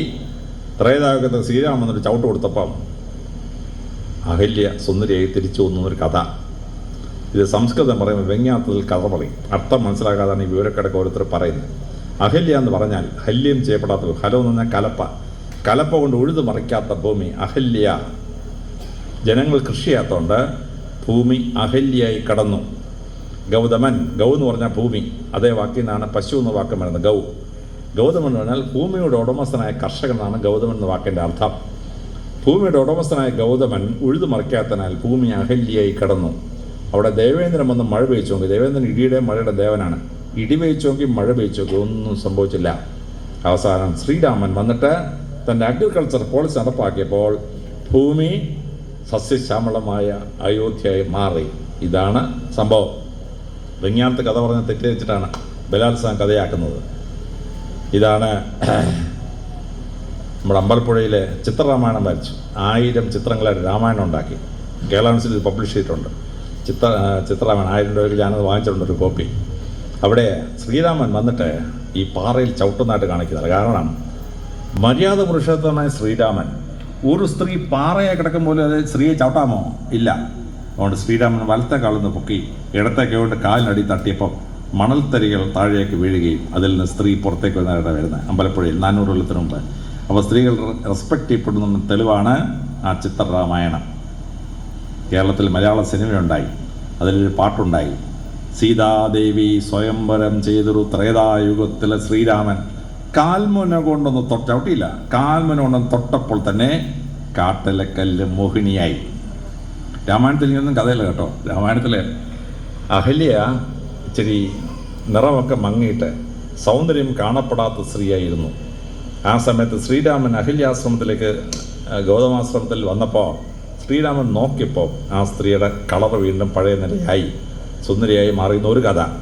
മറ്റേ രാമായണത്തിൽ പറയുന്നു, ശ്രീരാമൻ വരുന്ന സമയത്ത് അഹല്യ ഒരു മേഘം പോലെ ശരിക്കും കാണാൻ വരുന്ന പരുവായിരുന്നു. ഈ സമ്പൽ സമൃദ്ധമാക്കി ശ്രീരാമന്റെ ഭരണക്രമങ്ങൾ. ശ്രീരാമൻ എങ്ങനെയാണ് മര്യാദ പുരുഷോത്തമനായ ശ്രീരാമൻ എങ്ങനെയാണ് ഉത്തമനായ ഭരണാധികാരി, രാമരാജ്യം എങ്ങനെ ഉണ്ടായി? അത് ഭാഗവതം വായിക്കണം, അല്ലെങ്കിൽ രാമായണം വായിക്കണം. ശ്രീരാമൻ ആദ്യമായി ഈ ഇൻകം ടാക്സ് ശരിയാക്കിയെടുത്തു. ജനങ്ങൾക്ക് ജീവിക്കാൻ പറ്റി. ഇപ്പം നിങ്ങൾ ഞാൻ 100 രൂപ ഉണ്ടാക്കിയാൽ നമുക്ക് എത്ര രൂപ കിട്ടും? 22 രൂപ കിട്ടും. 78 രൂപ ടാക്സാണ്. 100 രൂപ നമ്മൾ ഉണ്ടാക്കിയാൽ 30 രൂപ ഇൻകം ടാക്സ് പോയി, 18 രൂപ GST പോയി. പിന്നെ 28 രൂപയുടെ ഡീസൽ നമ്മൾ കൊടുക്കുന്നത് 96 രൂപ, 32 രൂപയ്ക്ക് കിട്ടുന്ന പെട്രോൾ നമ്മൾ കൊടുക്കുന്നത് 106 രൂപ. പിന്നെ ബിൽഡിംഗ് ടാക്സ്, ലാൻഡ് ടാക്സ്, എല്ലാ ടാക്സും കൂട്ടമുണ്ടല്ലോ. നമ്മൾ 100 രൂപ ഇന്ത്യയിൽ ഉണ്ടാക്കിയാൽ നമുക്ക് കിട്ടുന്ന 22 രൂപ. നമ്മൾ ഉണ്ടാക്കുന്ന 100 രൂപ 78 രൂപയും കേന്ദ്ര ഗവൺമെന്റ് സംസ്ഥാന ഗവൺമെന്റ് നമ്മുടെ നടിച്ചുകൊണ്ട് പോവുകയാണ്. ശ്രീരാമന്റെ കാലത്തെ 20 രൂപയെ പോകത്തുള്ളൂ, 80 രൂപ നമുക്ക് കിട്ടും. അതാണ് ശ്രീരാമന്റെ ഭരണം. ശ്രീരാമന്റെ കൽപ്പന ഉണ്ടാക്കി, റോഡ് സൈഡിൽ വസ്തുക്കളുള്ളവരാരും അവിടെ മരങ്ങൾ മതിൽ കെട്ടാൻ പാടില്ല. ആ റോഡ് സൈഡിൽ പൂക്കളുള്ള മരങ്ങൾ മാത്രമേ വെക്കാം, അല്ലാത്ത മരം വെക്കരുത്. ഇത് അയോധ്യയുടെ റോഡ് സൈഡിലുള്ള എല്ലാവരും പൂമരങ്ങൾ വെച്ചുകൊടുക്കാൻ റോഡിന്റെ 2 സൈഡിൽ. അയോധ്യയിലെ റോഡുകളിലൂടെ പോയാൽ സുന്ദരമായ പൂക്കൾ കാണാം, അതിൻ്റെ സുഗന്ധം സൃഷ്ടിച്ചുകൊണ്ട് റോഡിൽ പോവാം. അയോധ്യ സുന്ദര നഗരമായി മാറി. റോഡ് സൈഡിൽ മതിലുണ്ടാക്കാൻ പറ്റിയില്ല. മതിലുണ്ടാക്കി സുരക്ഷ വേണമെന്ന് പറഞ്ഞാൽ അകത്തങ്ങനെ പോയി വീട് വെച്ചോളൂ. റോഡ് സൈഡിൽ ഇപ്പം വെക്കാൻ പാടില്ല. സുന്ദരമായ റോഡുണ്ടാക്കി. ഈ ശ്രീരാമന്റെ കൽപ്പനയെ അശോക ചക്രവർത്തി വന്നിട്ട് റോഡ് സൈഡിൽ മുഴുവൻ മരം വെച്ച് പിടിപ്പിക്കാൻ പറഞ്ഞു, തണൽ കൊടുക്കാനായിട്ട്. അങ്ങനെ വെച്ച് പിടിച്ച മരങ്ങളെല്ലാം നമ്മുടെ കാറിന്റെ ലോറിയുടെ മണ്ടക്കൊടൊക്കെ വീട് എത്ര വരെ ചാവുന്നറിയുമോ? ഒരാണ്ടിൽ ഈ അശോക ചക്രവർത്തിയുടെ രൂപം ഉണ്ടാക്കി വെച്ച പണി. ശ്രീരാമൻ പറഞ്ഞ് മരം ഒന്ന് റോഡ് വെക്കരുത്, പലരുടെ തലയുടെ വീഴാനുള്ള പൂക്കൾ ഉണ്ടാക്കുന്ന മരങ്ങൾ മാത്രമേ വെക്കാവൂ. ശ്രീരാമൻ അടുത്തൊരു കൽപ്പനയുണ്ട്, ആരുടെയെങ്കിലും വീടിന്റെ മുമ്പിലത്തെ റോഡിൽ വേസ്റ്റ് കണ്ടാൽ അടുത്ത 90 ദിവസത്തേക്ക് ആ മനുഷ്യന്റെ പണി അവന്റെ വീടിന്റെ മുമ്പിൽ 90 അടി വലത്തോട്ടും 90 അടി ഇടത്തോട്ടുള്ള സ്ഥലത്ത് വേസ്റ്റ് പറക്കണം. അവന്റെ ജോലി അടുത്ത 90 ദിവസം. അതുകൊണ്ട് എല്ലാവരും വെളുപ്പിന് 4:30 എഴുന്നേക്കും. നമുക്കൊരു സപ്ലൈകളുണ്ടെങ്കിലേ അവൻ കൊണ്ട് വേസ്റ്റ് ഇട്ടാൽ നമ്മൾ വേസ്റ്റ് പാറണ്ടേ. രാവിലെ എല്ലാം റോഡ് നോക്കും എവിടെയെങ്കിലും വേസ്റ്റ് ഉണ്ടോ, റോഡ് സുരക്ഷയോടെ സൂക്ഷിക്കും. അതുകൊണ്ട് അയോധ്യയിൽ ഒറ്റ വേസ്റ്റ് റോഡിൽ ഉണ്ടായിരുന്നില്ല. ഇപ്പൊ തിരുവനന്തപുരം പട്ടണത്തിൽ ഒരു ദിവസത്തെ വേസ്റ്റ് 300 ടൺ, എറണാകുളത്ത് ഒരു ദിവസത്തെ വേസ്റ്റ് 360 ടൺ. ശ്രീരാമനെ ഭരിക്കുന്നതിനെ കൊണ്ടല്ല, വേസ്റ്റ് അവനവന്ന് പറഞ്ഞ ഡിസ്പോസ് ചെയ്തില്ലെങ്കിൽ വേസ്റ്റ് കൂലി അവരുടെ ഇടപാട് കഴിയും. ശ്രീരാമന്റെ കൽപ്പനയുണ്ട്, സരയൂ നദിയിൽ പോയാൽ സരയൂ നദിയിലേക്ക് നോക്കിയാൽ വെള്ളത്തിനടിയിലെ ഓരോ ചരലും എണ്ണാൻ പറ്റിയിരിക്കണം. അതുകൊണ്ട് ഒരു മനുഷ്യന് ഒരു വേസ്റ്റും നദിയിലോട്ട് ഇടത്തിലായിരുന്നു. നദി ശുദ്ധമാണ്, നോക്കിയാൽ അറിയിക്കട്ടെ. ശ്രീകൃഷ്ണ കാലം എത്തിയപ്പോഴേക്കും കാളന്തി നദി മുഴുവൻ വിഷലിപ്തമായി. കോഴിക്കോട് കല്ലായി പുഴ ഉണ്ടായിരുന്നു, കണ്ണീര് പോലത്തെ പുഴ. അവിടെ ഒരു മൗർവംശം വന്നു, വിഷം വന്നിട്ടുണ്ടല്ലോ. കല്ലായിപ്പുഴ കാറത്തിയുണ്ടോ, എന്നാലും കാല് തൊട്ടാണല്ലോ ചൊറിഞ്ഞ് കീറുക. കല്ലായിപ്പുഴ ഒരു മണവാട്ടി എന്ന് പാടി കല്ലായിപ്പുഴ ഉണ്ടല്ലോ കറുത്ത പുഴയായി മാറി. ഇവിടെ പുല്ലൂർ ഒരു പേപ്പർ മില്ലുണ്ടാക്കി. കല്ലടയാർ മുഴുവൻ വിഷം ഒഴുക്കി. മഹാകവി ജി പാടി കല്ലടയാർ ഒഴുകുന്നു വിഷലിപ്തമായി.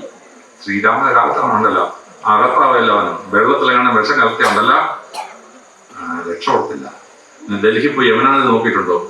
യമുന നദിയിലുണ്ടല്ലോ വെള്ളം എവിടെയാണ് വേസ്റ്റ് എവിടെയെന്ന് അറിയുന്നത്. ഉള്ള ചാക്കില്ലാന്ന് ഇങ്ങനെ പോവാണ്. അതിനകത്ത് കണ്ടാൽ കുളിച്ചുണ്ടല്ലോ ഉള്ള സ്കിൻ ഡിസീസ് മുഴുവൻ വരും. ശ്രീരാമനെ ഉണ്ടല്ലോ യമുന നദി വേസ്റ്റ് ഇടാൻ സമ്മതിക്കത്തില്ല. ഇങ്ങനെ 24 കാര്യങ്ങൾ പുറത്ത് ശ്രീരാമൻ ചെയ്യും. സമയമില്ലാത്ത 5 നിർത്തുകയാണ്. ഭഗവാൻ രാമരാജ്യം ഉണ്ടാക്കി. അതാണ് ഗാന്ധിജി പറഞ്ഞത്. സ്വാതന്ത്ര്യം കിട്ടിയാൽ ഇന്ത്യയെ രാമരാജ്യമാക്കണം എന്ന് പറഞ്ഞു.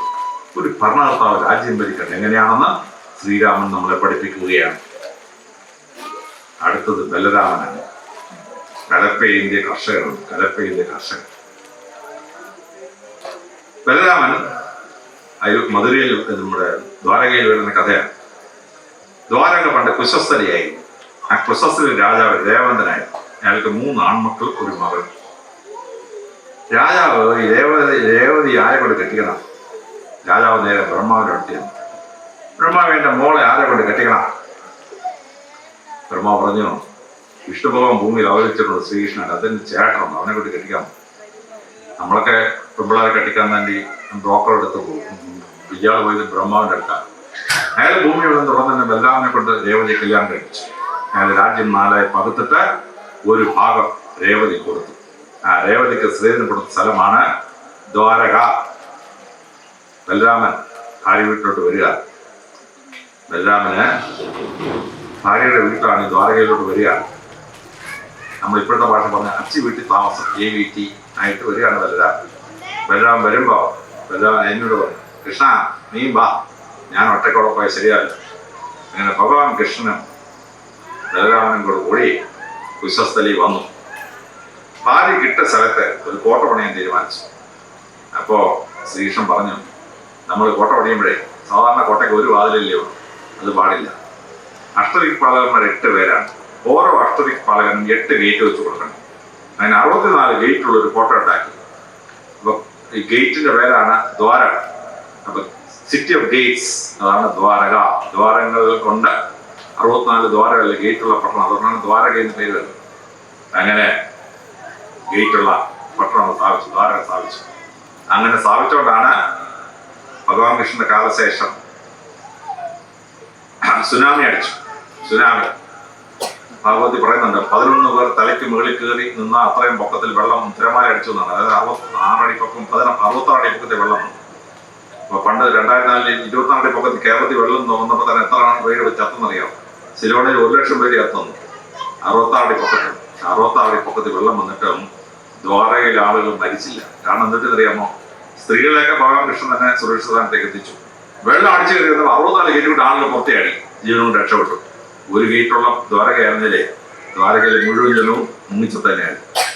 ഇപ്പൊ BBC വേൾഡ് സർവീസ് കടലിനടിയിലുള്ള ദ്വാരകയെ ഫോട്ടോ എടുത്തു. 1000 ക്യാമറ ലൈറ്റ് കിട്ടിയത് ക്യാമറ വെള്ളത്തിനടിയിട്ട് മുക്കിയ ഫോട്ടോ എടുത്തു.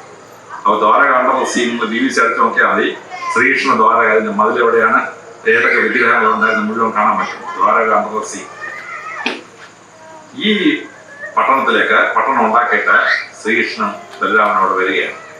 ബലരാമൻ കലപ്പയിലെ കർഷകനാണ്. അപ്പൊ ഈ ദ്വാരകയുടെ ചുറ്റും ചില ഊഷര ഭൂമിയായിരുന്നു. അദ്ദേഹം എന്ത് ചെയ്തു, കലപ്പ ഉപയോഗിച്ച് അതെല്ലാം ഉഴുതുമറിച്ച് കൃഷി ചെയ്തിട്ട് ദ്വാരക സമ്പൽ സമൃദ്ധമായ ഭൂമിയായി മാറി. ലോകത്തിൽ ആദ്യമായി ജനാധിപത്യം നടപ്പാക്കി. നിങ്ങളെ എന്നെയൊക്കെ ഒരു വിഡ്ഢിത്തരം പഠിപ്പിക്കുന്നത് എന്താണെന്നറിയാമോ? 2005 കൊല്ലം മുമ്പ് ഏതൻസിൽ ജനാധിപത്യം വന്നതാണ്. ശുദ്ധ ഉരകടാണ്. ഏതൻസിലെ 8% പേർക്ക് ഒരു വോട്ടവകാശമില്ല. അടിമകൾ വോട്ടില്ല, സ്ത്രീകൾ വോട്ടില്ല, കുട്ടികൾ വോട്ടില്ല. 100 ലക്ഷം. അതാണ് ബലരാമന്റെ സ്റ്റേജ്. അതങ്ങോട്ട് കഴിഞ്ഞപ്പോ ഭഗവാൻ ശ്രീകൃഷ്ണനെത്തി. പൂർണ്ണാവതാരം. ഭഗവാൻ ശ്രീകൃഷ്ണനിൽ നിന്ന് വളരെ വലിയ തത്വം നമ്മൾ പഠിക്കേണ്ടതായിട്ടുണ്ട്. ഭഗവാൻ ശ്രീകൃഷ്ണൻ ജയിലിലാണ് ജനിക്കുന്നത്. ജയിൽ എത്ര കാലമാണ് അപ്പനമ്മ ജയിലിൽ കിടന്നത്? 8 കുട്ടികൾ ജനിക്കാൻ 12 വർഷം എടുത്തു. പിന്നെ ഭഗവാൻ കൃഷ്ണന് 18 വയസ്സായപ്പോഴാണ് കംസനെ കൊന്നിട്ട് അച്ഛനമ്മയും മുത്തച്ഛനും ജയിലിൽ നിന്ന് പുറത്തിറക്കുന്നത്. അതായത് ഭഗവാൻ ശ്രീകൃഷ്ണൻ അച്ഛനമ്മയും ജയിലിൽ കിടന്നത് 30 വർഷം. സൗത്ത് ആഫ്രിക്കയുടെ നെൽസൺ മണ്ഡലം കിടന്നത് 27 വർഷം. അതിനേക്കാൾ 3 കൊല്ലം കൂടുതലാണ് ഭഗവാൻ ശ്രീകൃഷ്ണൻ കിടക്കുന്ന അപ്പനും അമ്മയും ജയിലിൽ കിടന്നത്. ജീവപര്യന്തത്തേക്കാൾ കൂടുതൽ. ഇപ്പൊ പാവം ഡോക്ടറെ കുത്തിക്കൊന്ന അവന് കിട്ടിയതാണ് 30 വർഷം. ആ ശിക്ഷയാണ് ഭഗവാൻ ശ്രീകൃഷ്ണൻ അപ്പനും അമ്മയും കിട്ടിയത്.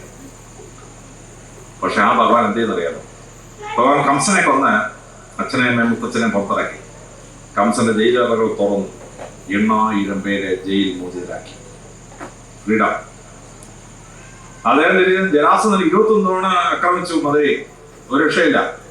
അവസാനം മധുരയെ അദ്ദേഹം പോയിട്ട് മഗധയിൽ പോയി ജരാസന്ധനെ കൊന്നു കഴിഞ്ഞിട്ട് നേരെ ചെന്നിട്ട് ഈ കംസനെ കൊന്ന ശേഷം മധുര പിടിച്ചെത്തില്ല ഭഗവാൻ കൃഷ്ണൻ. കംസന്റെ ഭാര്യയെ വിളിച്ചോണ്ട് അമ്മ ഇവിടെ തന്നെ താമസിച്ചോണം, ഒരു രക്ഷയില്ലാത്തവന്ന് അങ്ങനെ കൊന്നുവിടലാണ്. കംസന് 2 മക്കളെ കൊണ്ടുവന്നിട്ട് മധുരയിൽ രാജാക്കന്മാരാക്കി. ശ്രീകൃഷ്ണൻ മധുര പിടിക്കാൻ പോയില്ല. കംസന് മക്കൾ കൊടുത്തു.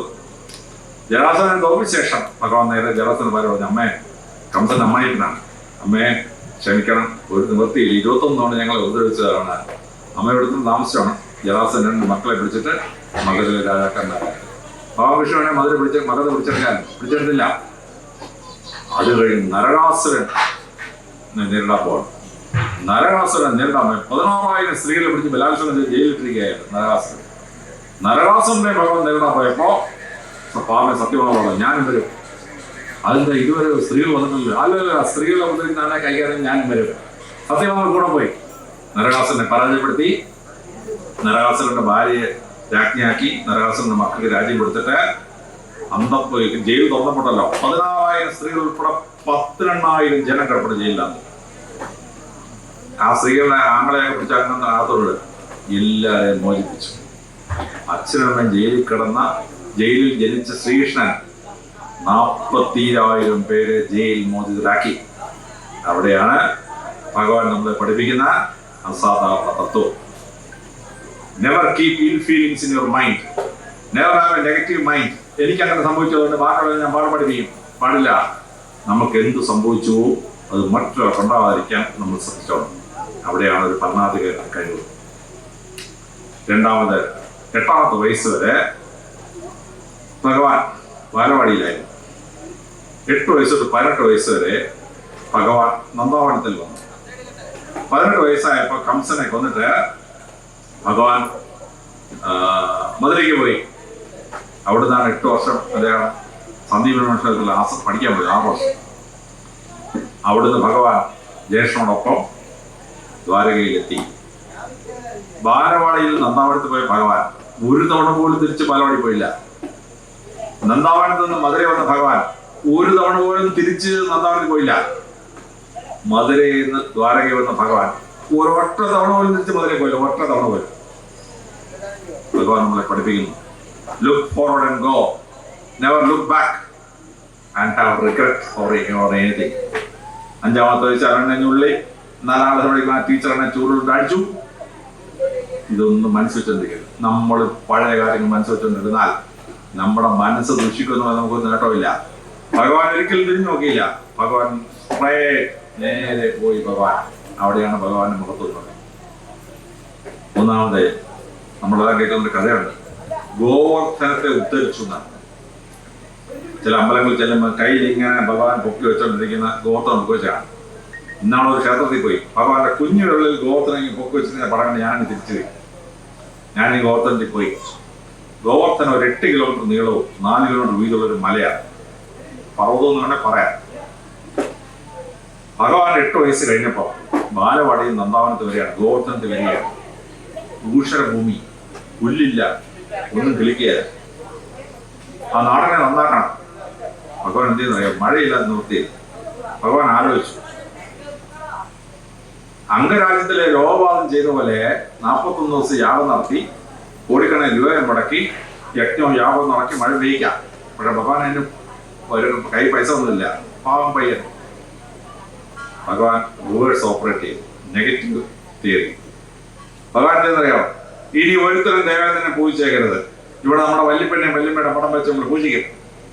ദേവൻ എന്നാ കാണിച്ചു തരാം. ഒറ്റ മഴ, ആഴ്ച പുറത്തെ മഴ. അത് നമുക്ക് ഒരു കാര്യം ചെയ്യാൻ പോസിറ്റീവ് മെതഡുണ്ട്, നെഗറ്റീവ് മെതഡുണ്ട്. ഞാൻ ഭാഗവതം പഠിച്ചുകൊണ്ടാണ് ഞാനത് പ്രാക്ടീസ് ചെയ്തത്. ഞാൻ പോലീസ് സ്റ്റേഷനിലുള്ള പ്രിൻസിപ്പളായിരുന്നു. ഒരു SI മഹാശല്യമാണ്. അവനെ ട്രാൻസ്ഫർ ചെയ്ത് 2 തവണ എഴുതി, ഒരു രക്ഷയില്ല, ട്രാൻസ്ഫർ ചെയ്തില്ല. അപ്പൊ ഞാൻ ഭാഗവതം വായിച്ച പരിപാടി പ്രയോഗിച്ചു. ഞാൻ DGPക്ക് ലെറ്റർ അയച്ചു. ഈ ബാലേന്ദ്രൻ ഇല്ലാതെ പോലീസ് സ്റ്റേഷനുകൾ വർക്ക് ചെയ്യില്ല. അതുകൊണ്ട് ഇവനെ റിട്ടയർമെന്റ് ട്രാൻസ്ഫർ ചെയ്തത്, ഇവനെ പോലീസ് സ്റ്റേഷനുകളെ തന്നെ വെച്ചേക്കണം എന്ന് പറഞ്ഞു. DGP അങ്ങനെ എടുത്തു അടിയടാവനെ എടുത്ത് തൃശ്ശൂർ ട്രാൻസ്ഫർ ചെയ്തവനെ. ഞാൻ ഭാഗവതം വായിച്ചോണ്ടല്ലേ ഈ പരിപാടി പ്രയോഗിക്കാൻ പറ്റിയ. അപ്പൊ ചിലർക്ക് പോസിറ്റീവ് മെത്തേഡ്, ചിലർക്ക് നെഗറ്റീവ് മെത്തേഡ്. ഭഗവാൻ ദേവനത്തിൽ നെഗറ്റീവ് മെത്തേഡ് വെച്ചു. 5 പൈസ ചെലവില്ല, മഴ അങ്ങ് പെയ്ത്. ഭഗവാൻ എന്തെന്നറിയാമോ? ഭഗവാൻ ഈ ഗോവർദ്ധനത്തിൽ നിന്ന് വെള്ളം ഒഴുകി വരുന്നത് 64 കുളങ്ങളുണ്ടാക്കിയ കുളത്തിൽ സൂക്ഷിച്ചു. എന്നിട്ട് 64 കുളങ്ങളെ അങ്ങോട്ട് കണക്ട് ചെയ്ത് കഴിഞ്ഞപ്പോൾ 32 ചതുരശ്ര കിലോമീറ്ററോളം മലയിൽ നിന്ന് ഒഴുകി വരുന്ന വെള്ളം താഴെ ശേഖരിച്ച് ഒരു 64 സ്ക്വയർ കിലോമീറ്റർ സ്ഥലത്ത് വെള്ളം ആവശ്യത്തിന് കിട്ടി. അവിടെ പുല്ലങ്ങോട്ട് വളരാൻ തുടങ്ങി, കൃഷിയാണ് തുടങ്ങി. അത് സമ്പൽ സമൃദ്ധ ഭൂമിയായി. ഇപ്പൊ ഗോക്കളുടെ എണ്ണം വർദ്ധിച്ചു. ഗോവർദ്ധനം എന്ന് പറഞ്ഞാൽ പശുക്കളുടെ എണ്ണം വർദ്ധിച്ചു. ഗോവർദ്ധന പശുക്കളുടെ എണ്ണം വർദ്ധിച്ചു. അങ്ങനെ അങ്ങോട്ട് ഉണ്ടായപ്പോൾ എത്തുവെന്നറിയാമോ? ഉദ്ധാരണം. ആ സ്ഥലത്ത് കൃഷി വന്നു, ആ സ്ഥലത്ത് ജനതയോട് താമസിക്കാൻ, ഭൂഷണ ഭൂമികളുടെ സ്ഥലത്ത് ജനങ്ങളോട് താമസിക്കാൻ തുടങ്ങി. അങ്ങനെ എക്കണോമിക് ഡെവലപ്മെന്റ് ഓഫ് ഗോവർദ്ധനത്തെ എക്കണോമിക്കലി ഡെവലപ്പ് ചെയ്യും. അതാണ് ഭഗവാൻ ഗോവർദ്ധനത്താണെന്ന് പറയുന്നത്. ഈ എക്കണോമിക്കലി ഡെവലപ്ഡ് ഗോവർദ്ധനം. പശുക്കളുടെ എണ്ണം വർദ്ധിച്ചോണ്ടാണ് ഗോവർദ്ധനം. ഗോവർദ്ധന ഉദ്ധാരണം എന്ന് പറഞ്ഞാൽ എക്കണോമിക് ഡെവലപ്മെന്റ് ഓഫ് ഗോവർദ്ധനം. ഞാൻ ഈ ഗോവർദ്ധനത്തിൽ പോയി ആ 32 ചതുരശ്രയിലുള്ള മലയിൽ അതിന് ചുറ്റും ഭഗവാൻ ചെയ്ത് ഈ ജലസേചനവും ഇങ്ങനെ സുന്ദരഭൂമിയായി എന്നുള്ളത് നേരിട്ട് പഠിച്ചു. ഞാൻ ഗോവർദ്ധനത്തിൽ മേളിൽ ചെന്നപ്പോ സ്വർണം പൂശിയൊരു ക്ഷേത്രം, ഒരു 100 മീറ്റർ താഴെ വന്നപ്പോൾ വെള്ളി പൂശിയൊരു ക്ഷേത്രം, പിന്നെ ഒരു 100 മീറ്റർ താഴെ വന്നപ്പം ചെമ്പ് പൂശിയൊരു ക്ഷേത്രം, പിന്നെ ഇറങ്ങുന്നത് ഇരുമ്പ് പൂശിയൊരു ക്ഷേത്രം, 7ാമത്തെ ക്ഷേത്രം തടി മാത്രം, നത്തിങ് എൽസ്. 8ാമത്തെ ക്ഷേത്രം കളിമണ്ണ് മാത്രം, നത്തിങ് എൽസ്. ഞാൻ അമ്പലത്തിൽ ഞാൻ പഠിച്ച ഒരു ഭാഗവതത്തിൽ ഇതിന്റെ അർത്ഥം എനിക്ക് മനസ്സിലാക്കാൻ പറ്റുന്നില്ല. ഞാൻ എൻ്റെ കൂടെ DYSP വന്നിട്ട് ഈ പൂജാരി എന്ന് വിളിക്കാൻ, പൂജാരിയെ വിളിച്ചു. ഞാൻ ചെന്തോ ഇതിന്റെ അർത്ഥം അയാൾ പറഞ്ഞു. സാർക്ക് വലിയ IG അല്ലേ, തല തൊപ്പയൊക്കെ വെച്ചിരിക്കുകയല്ലേ. ആ അഹങ്കാരം അല്ലെങ്കിൽ അധികാരത്തിന്റെ പറ്റാണ് ആ സ്വർണം പൂശിയ ക്ഷേത്രം. കുറച്ച് കഴിഞ്ഞ് മുഖ്യമന്ത്രി സാറിന് ഇഷ്ടപ്പെട്ടതാവും. സാറിന് യൂണിഫോം ഊരിയിട്ട് വല്ലത്തും കൊണ്ട് പോസ്റ്റ് ചെയ്യും. അതാണ് വെള്ളി പൂശിയ ക്ഷേത്രം. കുറച്ച് കഴിഞ്ഞ് സാറിനെ പോലീസിലെ വേണ്ട എന്ന് പറഞ്ഞ് വനിതാ കമ്മീഷനിൽ കൊണ്ടിടും. അതാണ് ചെമ്പ് പൂശിയ ക്ഷേത്രം. അങ്ങനെ അവസാനം ഉണ്ടല്ലോ, സാർ റിട്ടയർ ചെയ്യും, ആർക്കും വേണ്ടാതെ സാറ് വീട്ടിൽ പോയിരിക്കും. അതാണ് ആ തടി കൊണ്ടുള്ള ക്ഷേത്രം. പിന്നെ സാറ് മരിച്ചു കഴിയുമ്പോഴേ സാറിനെ കൊണ്ടതിൽ തടി എടുത്തത് കത്തിച്ച് ചാമ്പലായി കളയും. ഞാൻ ക്രിസ്ത്യാനി എന്നേക്ക് അറിഞ്ഞൂടാ, ഹിന്ദുക്കളെ ചെയ്യുന്ന പോലെ കത്തിക്കുന്നതാണ് അങ്ങനെ പറഞ്ഞത്. അതാണ് അതിൻ്റെ അർത്ഥം എന്നുള്ളത്. അപ്പോഴേക്കും അർത്ഥം മനസ്സിലായി. ഞാൻ വീണ്ടും മല കയറി ഓരോ ക്ഷേത്രവും കണ്ട് അവിടെ എഴുതി വെച്ചിരിക്കുന്ന ഋഗ്വേദത്തിൽ എന്തൊക്കെ എഴുതി വെച്ചിരിക്കുന്നത്, ഭാഗവതത്തിൽ എന്തൊക്കെ കുത്തി വെച്ചിരിക്കുന്നത് ഓരോ സംസ്കൃത ശ്ലോകവും വായിച്ച് നോട്ട് കുറിച്ചു. അപ്പോഴാണ് ആ 8 ക്ഷേത്രത്തിന്റെ അർത്ഥം മനസ്സിലായത്. നമുക്ക് ഗോവർദ്ധനം എന്താണെന്ന് മനസ്സിലാവണമെങ്കിൽ നമ്മൾ ഈ 8 ക്ഷേത്രങ്ങൾ കണ്ട് എന്താണ് ഗോവർദ്ധനം, എങ്ങനെയാണ് ഭഗവാൻ ആ നാടിനെ എക്കണോമിക്കലി ഡെവലപ്പ് ചെയ്തെന്നും മനസ്സിലാക്കിയിരിക്കണം. അല്ലാതെ രക്ഷയില്ല. നമ്മൾ ഒരാൾക്ക് വലിയ സാധനം കിട്ടും, വേറൊരാൾക്ക് ചെറിയ സാധനമായിരിക്കും, വേറൊരാൾക്ക് ഒരു കുടിലായിരിക്കും. പക്ഷെ നമ്മൾ ജനിച്ചത് എവിടെ എങ്ങനെയാണോ അതിനെ നമ്മളാൽ കഴിയുന്ന രീതിയിൽ ഉദ്ധരിക്കുക എന്നുള്ളതാണ് ഈശ്വരൻ നമ്മിലേക്ക് സ്ഥലം. മഹാനായ ഇംഗ്ലീഷ് കവി ഡ്രൈഡൻ മരിച്ചു. പ്രസംഗിക്കാനായി പകുതി വട്ടനായ ഒരു ഇംഗ്ലീഷ് ഡിക്ഷണറിയുടെ മനുഷ്യനുണ്ട്, സാമുവൽ ജോൺസൺ. അയാളെ വിളിച്ചുകൊണ്ടുവന്ന് ചരമപ്രസംഗത്തിന്. ആ പ്രസംഗത്തിൽ ഡ്രൈഡനെ പറ്റി സാമുവൽ ജോൺസൺ ഒരു വാക്ക് പറഞ്ഞു. Dryden found English literature as bricks, but he left it as marbles. ഇഷ്ട കഷ്ണങ്ങളായി കണ്ട ഇംഗ്ലീഷ് കവിതയെ ഈ മനുഷ്യൻ മാർബിൾ കഷ്ണമായി അവശേഷിച്ച് പോയി എന്നതാണ്. അതാണ് ഭഗവാൻ കൃഷ്ണൻ ചെയ്യുന്നത്. ഒരാൾ കുടിൽ ജനിക്കും, വേറൊരാളൊരു ക്ലർക്കാവും, വേറൊരാൾ തഹസീൽദാരാവും, എന്നെ പോലെ ചിലൊരു DGP വരെ എത്തും, അല്ലെങ്കിൽ ചീഫ് സെക്രട്ടറി ആവും, അപൂർവം. പക്ഷെ നമ്മൾ എവിടെ ജനിച്ചോ, ഏത് സ്ഥലത്ത് ജനിച്ചോ അതിനെ നമ്മളാൽ കഴിയുന്നതിൽ ഉയർത്തണം. ബാലവാടിയെ ഭഗവാൻ ഉയർത്തുന്നു, നന്ദാവനത്തെ ഭഗവാൻ ഉയർത്തുന്നു, മധുരയെ ഭഗവാൻ ഉയർത്തുന്നു, ദ്വാരകയെ ഭഗവാൻ ഉയർത്തുന്നു. അത് ആ ഉയർച്ച നമ്മൾ ചിന്തിക്കണം. അതാണ് ഭഗവാൻ പഠിപ്പിക്കുന്ന ഒരു പാഠം. നാലാമതായി ഭഗവാൻ നമ്മളെ പഠിപ്പിക്കുന്നു, ഓരോ മനുഷ്യനെയും മനസ്സിലാക്കി psychological approach to human beings. അത് ഭഗവാൻ നമ്മളെ പഠിപ്പിക്കുന്നത് പാടാണ്. ഉദാഹരണത്തിന് ഭഗവാൻ 4 തവണ വിശ്വരൂപം കാണിക്കുന്നു. ആദ്യം യശോദാമ്മ വളർത്തമ്മ ഭയങ്കര കുഴപ്പമുണ്ടാക്കി, ഉള്ളു തട്ടി മണിക്കുക, വെണ്ണ തട്ടി മുട്ടിക്കുക, ഭയങ്കര പരിപാടി. യശോദമ്മയ്ക്ക് ദേഷ്യം പിടിച്ച് കെട്ടി ഉള്ളിൽ അടിക്കാൻ വഴിയെടുത്തു. ഭഗവാൻ വാ തുറന്ന് കാണിച്ചു. ഭഗവാന്റെ വായ്ക്കകത്ത് ലോകവും പ്രകൃതിയെ കണ്ടിട്ട് യശോദാമ്മയ്ക്ക് മനസ്സിലായി ഇത് വെറും കുട്ടിയല്ല, ഭഗവാനാണെന്ന് മനസ്സിലായി. യശോദാമ്മയെ കാണിച്ച വിശ്വരൂപം. മഹാഭാരത ഒഴിവാക്കാൻ വേണ്ടി ഭഗവാൻ നേരെ ഹസ്തനെടുത്ത് പോവാണ്. യുദ്ധം ഒഴിവാക്കാൻ വേണ്ടി സംസാരിച്ചു. കുറച്ച് കഴിഞ്ഞപ്പോൾ ശകുനി വിളിച്ച് ദുര്യോധനോട് പറഞ്ഞു, എടാ ഇയാൾ മറുചേരുണ്ടെങ്കിൽ നമ്മൾ യുദ്ധം ജയിക്കില്ല കേട്ടോ, അതുകൊണ്ട് നമുക്ക് ഇയാളെ ആവശ്യമില്ലാത്തരാ, ഇവനില്ലെങ്കിൽ അവൻ യുദ്ധം ജയിക്കുക. അതുകൊണ്ട് ശകുനിയും ദുര്യോധനനും കർണനെല്ലാം കൂടെ ഭഗവാൻ കൃഷ്ണനെ അറസ്റ്റ് ചെയ്യാൻ വരികയാണ്. ഭഗവാൻ കൃഷ്ണനും കർണനും ഫസ്റ്റ് കസിൻസ് ആണ്. ഭഗവാൻ കൃഷ്ണന്റെ അച്ഛൻ പെങ്ങളാണ് ഇന്ത്യയുടെ ആദ്യത്തെ മോനാണ് കർണൻ. ആങ്ങളുടെ മക്കളാണ്. അറസ്റ്റ് ചെയ്യാൻ വരിക. ഭഗവാൻ ഒരു വിശ്വരൂപം കാണിച്ചു. ആ വിശ്വരൂപം കണ്ടോണ്ടല്ലോ ദുര്യോധനൻ ശകുനിയും മലപുത്ര വിസർജനം ചെയ്ത് പേടിച്ച് വരണ്ടു പോയത്. ആ വിശ്വരൂപത്തിൽ 3 ഭഗവാൻ വിശ്വരൂപം കാണിച്ചു. ഭഗവത്ഗീതയുടെ 11-ാം അധ്യായത്തിൽ 8-ാം അധ്യായം കഴിയുമ്പോൾ അർജുനൻ പറഞ്ഞു, ഭഗവാന്റെ വിശ്വരൂപം എനിക്കൊന്ന് കാണിക്കാമോ? ഭഗവാൻ പറഞ്ഞു, അർജുന നീ ആളുകൾ എടുക്കാനൊക്കെ, പക്ഷെ നിനക്ക് അത് കാണാനുള്ള കപ്പാസിറ്റി ഇല്ല. നിനക്ക് വലിയ ആഗ്രഹമാണ്, ഞാൻ നിന്നെ ഒന്ന് തയ്യാറാക്കാം ആദ്യം. എന്നിട്ട് 9-10 അധ്യായത്തിൽ എന്താണ് ഈ വിശ്വരൂപമെന്നും അതിന്റെ അർത്ഥമൊന്നും അർജുനെ മനസ്സിലാക്കണം. ഭഗവത്ഗീത 9-10 അധ്യായത്തിൽ. അത് കഴിഞ്ഞ് 11-ാം അധ്യായത്തിൽ ഭഗവാൻ അർജുനെ വിശ്വരൂപം കാണിക്കാൻ കോടി കോടി സൂര്യപ്രഭാതം എന്ന സ്വാദത്തിൽ ലോകത്തിൽ ആദ്യത്തെ ആറ്റമോ പൊട്ടിക്കുകയാണ് മെക്സിക്കോയിൽ. അപ്പോൾ ഓപ്പൺ ഹീം റിപ്പോർട്ടിൽ ശാസ്ത്രജ്ഞന്മാർ 8 കിലോമീറ്റർ അകലെ ഒരു 8 നില കെട്ടുന്ന മുകളിൽ കയറി ഇരുന്നിട്ട് ടെലിസ്കോപ്പിൽ നോക്കിക്കൊണ്ടിരിക്കുകയാണ്. ആറ്റബം കൊണ്ട് പൊട്ടി. ഓപ്പൺ ഹീമർ പഠിച്ച് ജർമ്മൻ ഭാഷയിലോ ഫ്രഞ്ച് ഭാഷയിലോ ഇംഗ്ലീഷ് ഭാഷയിലോ വർണ്ണിക്കാൻ വയ്യ. പക്ഷെ ബെർലിൻ യൂണിവേഴ്സിറ്റിയിൽ സംസ്കൃതം പഠിപ്പിക്കുന്ന ഇൻഡോളജി ക്ലാസ്സിൽ ഓപ്പൺ ഹീമർ പോയി പഠിക്കുന്ന ക്ലാസ്സിൽ അദ്ദേഹത്തിന് ഭാഷ പഠിക്കുന്ന ഇൻട്രസ്റ്റ് ആയതുകൊണ്ട് ജർമ്മനും ഫ്രഞ്ച് ഇംഗ്ലീഷ് കൂടാതെ സംസ്കൃതം പഠിക്കാനായിട്ട് അദ്ദേഹം അവിടെ നിൽക്കുകയാണ്. അപ്പോൾ ഈ ജർമ്മനിയിൽ നിന്നുള്ള ശാസ്ത്രജ്ഞന്മാർ നമ്മുടെ ഇൻഡോളജിയിൽ വലിയൊരു വിഭാഗമായിട്ട് ഡെവലപ്പ് ചെയ്തത്. അപ്പൊ അദ്ദേഹം കേട്ട ഭഗവത്ഗീതയിൽ നിന്നാണ് ആറ്റമോ പൊട്ടുന്നതിനെ വർണ്ണിക്കുന്നത്. കോടി കോടി സൂര്യപ്രഭാതം എന്ന് വർണ്ണിക്കാൻ വിശ്വരൂപം. എന്നാൽ 4ാമത് ഭഗവാൻ വിശ്വരൂപം കാണിക്കുകയാണ്. ഭീഷ്മർ സരസ്വയെ കിടക്കാൻ. ഭീഷ്മർ ഉത്തരായണ കാലത്തെ മരിക്കാൻ പറ്റും. അതുകൊണ്ടാണ് ദക്ഷിണായന കാലത്ത് യുദ്ധം നടത്തിയത്. സേനാനായകൻ വീട്ടിലേക്ക് യുദ്ധം ജയിക്കാൻ പറ്റത്തില്ല. ഉത്തരായണ കാലം തുടങ്ങുന്നത് മകരസംക്രാന്തിക്കാണ്. മകരസംക്രാന്തി രാവിലെ ഭഗവാൻ വന്നു. നമ്മുടെ ശബരിമലയിലെ അയ്യപ്പൻ്റെ മകരസംക്രാന്തി ദിവസം രാവിലെ ഭീഷ്മരുടെ അടുത്ത് വന്നു.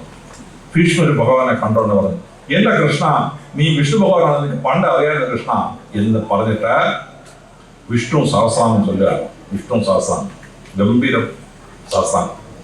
അത് തീർന്നപ്പോൾ ഭഗവാൻ പറഞ്ഞു, ഭീഷ്മരെ, നീ ജീവിതത്തിൽ സമ്പൂർണമായ ഒരു ജീവിതം നയിച്ചു. നീ ഒരു മഹാനായ മനുഷ്യനാണ്. പക്ഷെ നിന്റെ പൂർവ്വജന്മത്തിൽ ആ ദ്യോവായിട്ട് നീ ചെയ്ത പഴയ കുഴപ്പമുണ്ടല്ലോ, അതുകൊണ്ടാണ് നിനക്ക് ഇങ്ങനെ സംഭവിച്ചത്.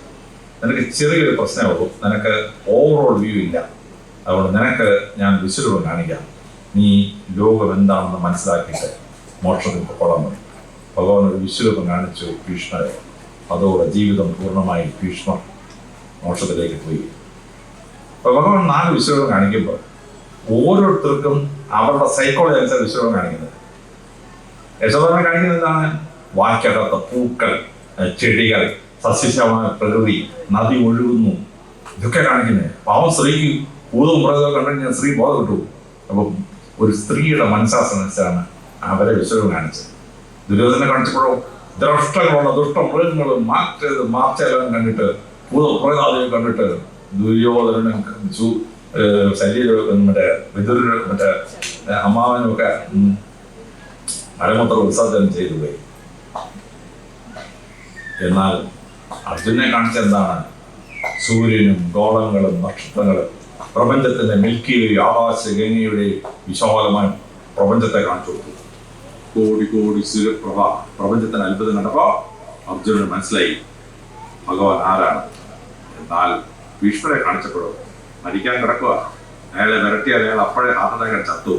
പക്ഷേ അതുവരെ കാണാത്ത ചില സംഗതികൾ കാണിച്ചിട്ട് ജീവിതത്തിന്റെ പൂർണ്ണത എന്താണെന്ന് ഭീഷ്മരെ മനസ്സിലാക്കി. അയാളുടെ കുഴപ്പം കൊണ്ടാൽ അത് സംഭവിച്ചതെന്നും പൂർവ്വജന്മഭാവമാണെന്നും അത് ഇതോടെ തീർന്നെന്നും ഭീഷ്മര നീ മോക്ഷത്തിൽ കൊള്ളാൻ പറഞ്ഞ് ഭീഷ്മർക്ക് മോക്ഷം കൊടുക്കുകയാണ്. അപ്പോ ഭഗവാൻ 4 വിഷയങ്ങളും കാണിക്കുമ്പോൾ 4 സൈക്കോളജി അനുസരിച്ചാണ്. ആരെ കാണിക്കുന്നോ അയാൾക്ക് അനുസൃതമായിട്ടാണ് വിഷയം കാണിക്കുന്നത്. ഇതാണ് ഭഗവാനിൽ നമ്മൾ പഠിക്കേണ്ട പാഠം. ഭഗവാൻ ശ്രീകൃഷ്ണനെ പറ്റി പ്രസംഗിച്ചാൽ 5 മണിക്കൂർ കഴിഞ്ഞാൽ തീരത്തിൽ ഭഗവാൻ ശ്രീകൃഷ്ണ പാഠം അവസാനിപ്പിക്കുന്നു. RSSന്റെ സംസ്ഥാന ക്യാമ്പിന് ഞാൻ പോയിട്ട് ശ്രീകൃഷ്ണന്റെ ആദർശ വിഷയം പ്രസംഗം ചെയ്തത് RSS എടുത്ത് യൂട്യൂബിൽ കൊടുത്തിട്ടുണ്ട്. 42 ലക്ഷം പേര് കണ്ടിട്ടുണ്ട്. അവിടെ ഞാൻ 2.5 മണിക്കൂർ കൊണ്ടാണ് ഭഗവാൻ ശ്രീകൃഷ്ണൻ ആരാന്ന് പറഞ്ഞു നിർത്തും. 4 ഉദാഹരണം പറയാൻ. അതങ്ങോട്ട് കഴിയുമ്പോൾ ലാസ്റ്റ് അവതാരം കൽക്കി. പ്രാചീന ഗ്രന്ഥങ്ങളിൽ കർക്കി എന്നാണ് പേര്. കർമ്മത്തിന്റെ അവസാനം കുറിക്കുന്നതാണ് കർക്കി. ലൗകിക സംസ്കൃതം വന്നപ്പോൾ പേര് മാറ്റി. കർക്കി എന്നുള്ളത് കൽക്കി, കാലത്തിന്റെ അവസാനം കുറിക്കുന്ന ആൾ. ഇപ്പൊ കൽക്കിയെ പറ്റി പലരും പറയും ലോ അവസാനം എല്ലാത്തിനും നശിപ്പിച്ചെല്ലാം പോകുന്നു. അങ്ങനെയല്ല കൽക്കി ചെയ്യുന്നത്. കൽക്കി ചെയ്യുന്നത് ദുഷ്ടന്മാരെ നശിപ്പിച്ച ശേഷം ധർമ്മം തിരിച്ചുകൊണ്ടുകയാണ് കൽക്കി ചെയ്യുന്ന ജോലി. കൃതയുഗത്തിൽ 4 കാലം നിൽക്കുന്ന ധർമ്മം ത്രേതായുഗത്തിൽ 3 കാലിലും ദ്വാപരയുഗത്തിൽ 2 കാലം കഴിഞ്ഞ് കലിയുഗത്തിൽ 1 കാലം നിൽക്കുകയാണ് ധർമ്മം. അവിടെ ദുഷ്ടന്മാരെ കൊന്ന ശേഷം കലിയുഗത്തിൽ നിന്ന് ലോകത്തെ കൃതയുഗത്തിലേക്ക് കൊണ്ടുപോകും. അതാണ് കൽക്കി ചെയ്യുന്നത്. തിന്മകളെ നശിപ്പിച്ച് നന്മയുടെ ലോകം സ്ഥാപിക്കും. അതാണ് കൽക്കി അവതാരം. അപ്പോൾ ഭാഗവതം നമ്മൾ 10 അവതാരങ്ങളോട് പഠിക്കുമ്പോൾ വളരെ അർത്ഥഗർഭമാണ്. 300 ഗ്രന്ഥങ്ങളിൽ നിന്ന് 300 കഥകളിൽ നിന്നാണ് യജ്ഞാചാര്യർ 21 28 കഥ എടുക്കുന്നത്. അപ്പം ഭാഗവതത്തിനകത്ത് 46 പുനർജന്മ കഥകളുണ്ട്. അതിലേതെങ്കിലും ഒരു 3 സാമ്പിളെ യജ്ഞാചാര്യൻ എടുക്കുള്ളൂ. യജ്ഞാചാര്യൻ എടുത്തിട്ട് എന്താണ് പുനർജന്മം നമ്മൾ മനസ്സിലാക്കാനുള്ള 3 കഥ പറയും. അങ്ങനെ സാമ്പിൾ എടുത്തിട്ടാണ് ഒരു ദിവസം 3 കഥയോ 4 കഥയോ പറയുന്നത്. പുനർജന്മ കഥയ്ക്കകത്ത് നമ്മളെ പഠിപ്പിക്കാൻ ഒരുപാട് പാടാണ്. അപ്പൊ ഹിന്ദുക്കളുടെ പുനർജന്മം വലിയൊരു തത്വമാണ്. ഞങ്ങൾ ക്രിസ്ത്യാനി ഹിന്ദുക്കൾക്ക് 70 കൊല്ലത്തെ ജീവിതത്തിൽ നന്മ കൂടിയാൽ സ്വർഗം ലക്ഷക്കണക്കിന് വർഷം, മറ്റാണെങ്കിൽ നരകം ലക്ഷക്കണക്കിന് വർഷം. ഹിന്ദുക്കൾക്ക് പെർമനന്റ് നരകമില്ല. ഒരു തവണ അബദ്ധം പറ്റിയോ ഒരു ചാൻസ് കൊടുക്കും, അത് പറ്റിയില്ലയോ അടുത്ത ചാൻസ് കൊടുക്കും. കേരള യൂണിവേഴ്സിറ്റി ഡിഗ്രിക്ക് ചേർന്ന first chance, second chance, third chance, പിന്നെ പരീക്ഷ എഴുതാൻ പറ്റിയില്ല. പിന്നെ സ്പെഷ്യൽ എന്തോ ചാൻസ് എന്ന് പറയും. ഇതൊക്കെ അങ്ങനെയല്ല. First chance, second chance, third chance, fourth chance, fifth chance. Ultimately നരകമില്ല, അവസാന മോക്ഷം പ്രാപിക്കും. പക്ഷെ പുനർജന്മം നമ്മളെ പാഠം പഠിപ്പിക്കാനുള്ള നല്ലൊരു പാഠമാണ്. ഈ ജന്മത്തിൽ ഭർത്താക്കന്മാർ സ്ത്രീകളെ ഭാര്യമാരെ തല്ലിയാൽ അടുത്ത ജന്മത്തിൽ ഭർത്താവ് പെൺകുട്ടിയായി ജനിക്കും. നല്ല അടിക്കുന്ന ഒരു ഭർത്താവിന്റെ ഭാര്യയാവും. ഈ ജന്മത്തിൽ ഭാര്യയ്ക്ക് എത്ര അടി കൊടുത്തോ അത് പലിശ സഹിതം അടുത്ത ജന്മത്തിൽ വാങ്ങിക്കും. പിന്നെ അവൻ രക്ഷപ്പെടുള്ളൂ. ഇത് കേൾക്കുന്ന ഭർത്താവുണ്ടല്ലോ അന്ന് അടി നിർത്തും. കാര്യം ഇതേ കൊടുത്ത അടിയുടെ പലിശ വാങ്ങിച്ചാൽ മതി വന്നാണ്. നമ്മൾ ബാങ്കിൽ പലിശ ഇട്ടാൽ 8% കിട്ടും. പക്ഷേ ഭഗവാന്റെ പലിശ എത്ര ഞാൻ വായിച്ച ഒരു ഹിന്ദു പുസ്തകത്തിലും പലിശയുടെ നിരക്ക് പറയുന്നില്ല. പക്ഷെ അത്ര പലിശ കിട്ടും. അതോടെ ഭർത്താവ് മര്യാദയാണ്. പുനർജന്മ കഥ രസമാണ്. ഓരോ പുനർജന്മം കിട്ടുന്ന ജന്മത്തിലും ഭാഗവതത്തിൽ മോക്ഷം കൊടുത്തുകൊണ്ട് പോകുന്ന കഥ കണ്ടില്ലേ ഓരോ കഥയിലും. അതാണ് അതിന്റെ രസം എന്ന് പറയുന്നത്. അപ്പൊ എന്താണ് ഗജേന്ദ്രൻ ആ പരുവത്തിലെത്തിയത്, എന്താണ് തിമിംഗലാപുരത്തിൽ പരുവത്തിലെത്തിയത്, മുതലെങ്ങനെ എത്തിയത്, ഓരോ പൂർവ്വജന്മ കഥയാണ്. അത് പറഞ്ഞു തത്വം മനസ്സിലായി. പല രാജാവ് 36 വർഷം രാജ്യമൊക്കെ ഭരിച്ച് അവസാനം മക്കളെ രാജ്യം ഏൽപ്പിച്ചിട്ട് അദ്ദേഹം കാട്ടിപ്പോയി. അപ്പോൾ ഒരു പൂർണ്ണ ഗർഭിണിയായ മാനെ ഒരു സിംഹം ഓടിക്കുന്നു. കഥ നടക്കുന്ന ഗുജറാത്തിലെ ഗുരുവനത്തിൽ മാത്രമേ ഇന്ത്യയിൽ സിംഹം ഓടും. അവിടെയാണ് സംഭവം. ഭദ്രാജ് എന്ത് ചെയ്തു, ഓടി മാനെ രക്ഷിക്കാൻ ശ്രമിച്ചു. അപ്പോഴത്തേക്ക് പൂർണ്ണ ഗർഭിണിയായ മാൻ ആറ്റിലെടുത്ത് ചാടി പ്രസവിച്ചു. പക്ഷെ മാൻ ചത്തുപോയി. ഭരതരാജാവ് ആ മാൻകുട്ടി എടുത്തിട്ട് ഭംഗിയായിട്ട് അതിനെ രക്ഷിച്ചു. പക്ഷേ ദൈവമേ എന്ന് വിളിക്കുന്നതിനേക്കാൾ കൂടുതൽ തവണ ഈ മാനെ മാനെ നാം വിളിച്ചത്. അതുകൊണ്ട് എന്ത് ചെയ്തു, ഭരതരാജാവ് അടുത്ത ജന്മത്തിൽ ഒരു കലമാൻ കുട്ടിയായിട്ട് ജനിച്ചു. അപ്പോൾ ഓമനും പട്ടിയും മടി വെച്ചുകൊണ്ട് പട്ടിയെയും ഉമ്മയും വെച്ച ബന്ധമുണ്ടല്ലോ, ആ സ്ത്രീ അടുത്ത ജന്മത്തിൽ ഓമറയും പട്ടിക്കുട്ടിയെ ജനിക്കും. ഇതാണ് പുനർജന്മ കഥ. അപ്പൊ ഓരോ പുനർജന്മവും നല്ല രസമാണ്. നിങ്ങൾ ഭാഗവതം വായിക്കും മനസ്സിലാക്കണം. ഓരോ പുനർജന്മ കഥയും നല്ല രസമാണ്. അപ്പോൾ നമ്മളൊരു തത്വം പഠിപ്പിക്കുക. അപ്പൊ 7 ദിവസത്തെ ഭാഗവത സപ്താഹം കഴിയുമ്പോൾ ഈ ദേശത്തെ ഓരോ മനുഷ്യനും എന്താണ് സനാതനധർമ്മമെന്ന് ലോകത്തെ നമ്മുടെ വിളിച്ച പാഠവും പഠിക്കണം. കൂടുതൽ നല്ല മനുഷ്യരായിട്ട് ജീവിക്കാൻ പറ്റിയിരിക്കണം. ആ ഭാഗവത സപ്താഹ കഥ കേട്ടിട്ടാണ് പരീക്ഷിത്ത് രാജാവിന് മരണം നേരിടാൻ പറ്റും. മരണഭയം എല്ലാവർക്കും ഉണ്ട്. ആ മരണഭയം മാറി അദ്ദേഹം മരണം കൈവരിച്ച് മോക്ഷത്തിലേക്ക് പോയി. ഇഹലോകത്തിൽ പാപം ചെയ്ത് ദുഷ്ടപിശാചായി നടക്കുന്ന ദുന്ദുകാരിയുടെ ആത്മാവിനോട് ഗോകർണൻ ചേട്ടൻ ഭാഗവതം പറഞ്ഞു കൊടുത്തപ്പോ ദുഷ്ടാത്മാവിന് മോക്ഷം കിട്ടി. 2 ഭാഗവതം പറഞ്ഞ സംഭവമാണ് ഇനി പറഞ്ഞ പുരാണങ്ങളിൽ നിന്ന്. അതുകൊണ്ട് ഈ ഭാഗവത സപ്താഹം കഴിയുമ്പോൾ ഈ ദേശത്തെ മുഴുവൻ ജനങ്ങൾ ഭാരതീയ സംസ്കാരം എന്താണെന്ന് മനസ്സിലാക്കി ഇഹലോക ജീവിതത്തിന് ശേഷം ഇനി ഒരു പുനർജന്മം ഉണ്ടാവാതെ മോക്ഷത്തിലേക്ക് എത്താൻ ഈ രാജ്യത്തെ നാനാത് മനസ്സിലായ ആളുകൾക്ക് ഈ സപ്താഹം സഹായിക്കട്ടെ എന്ന് പറയാൻ എൻ്റെ വാക്കുകൾ ഉപസംഹരിക്കുന്നു. നമസ്കാരം.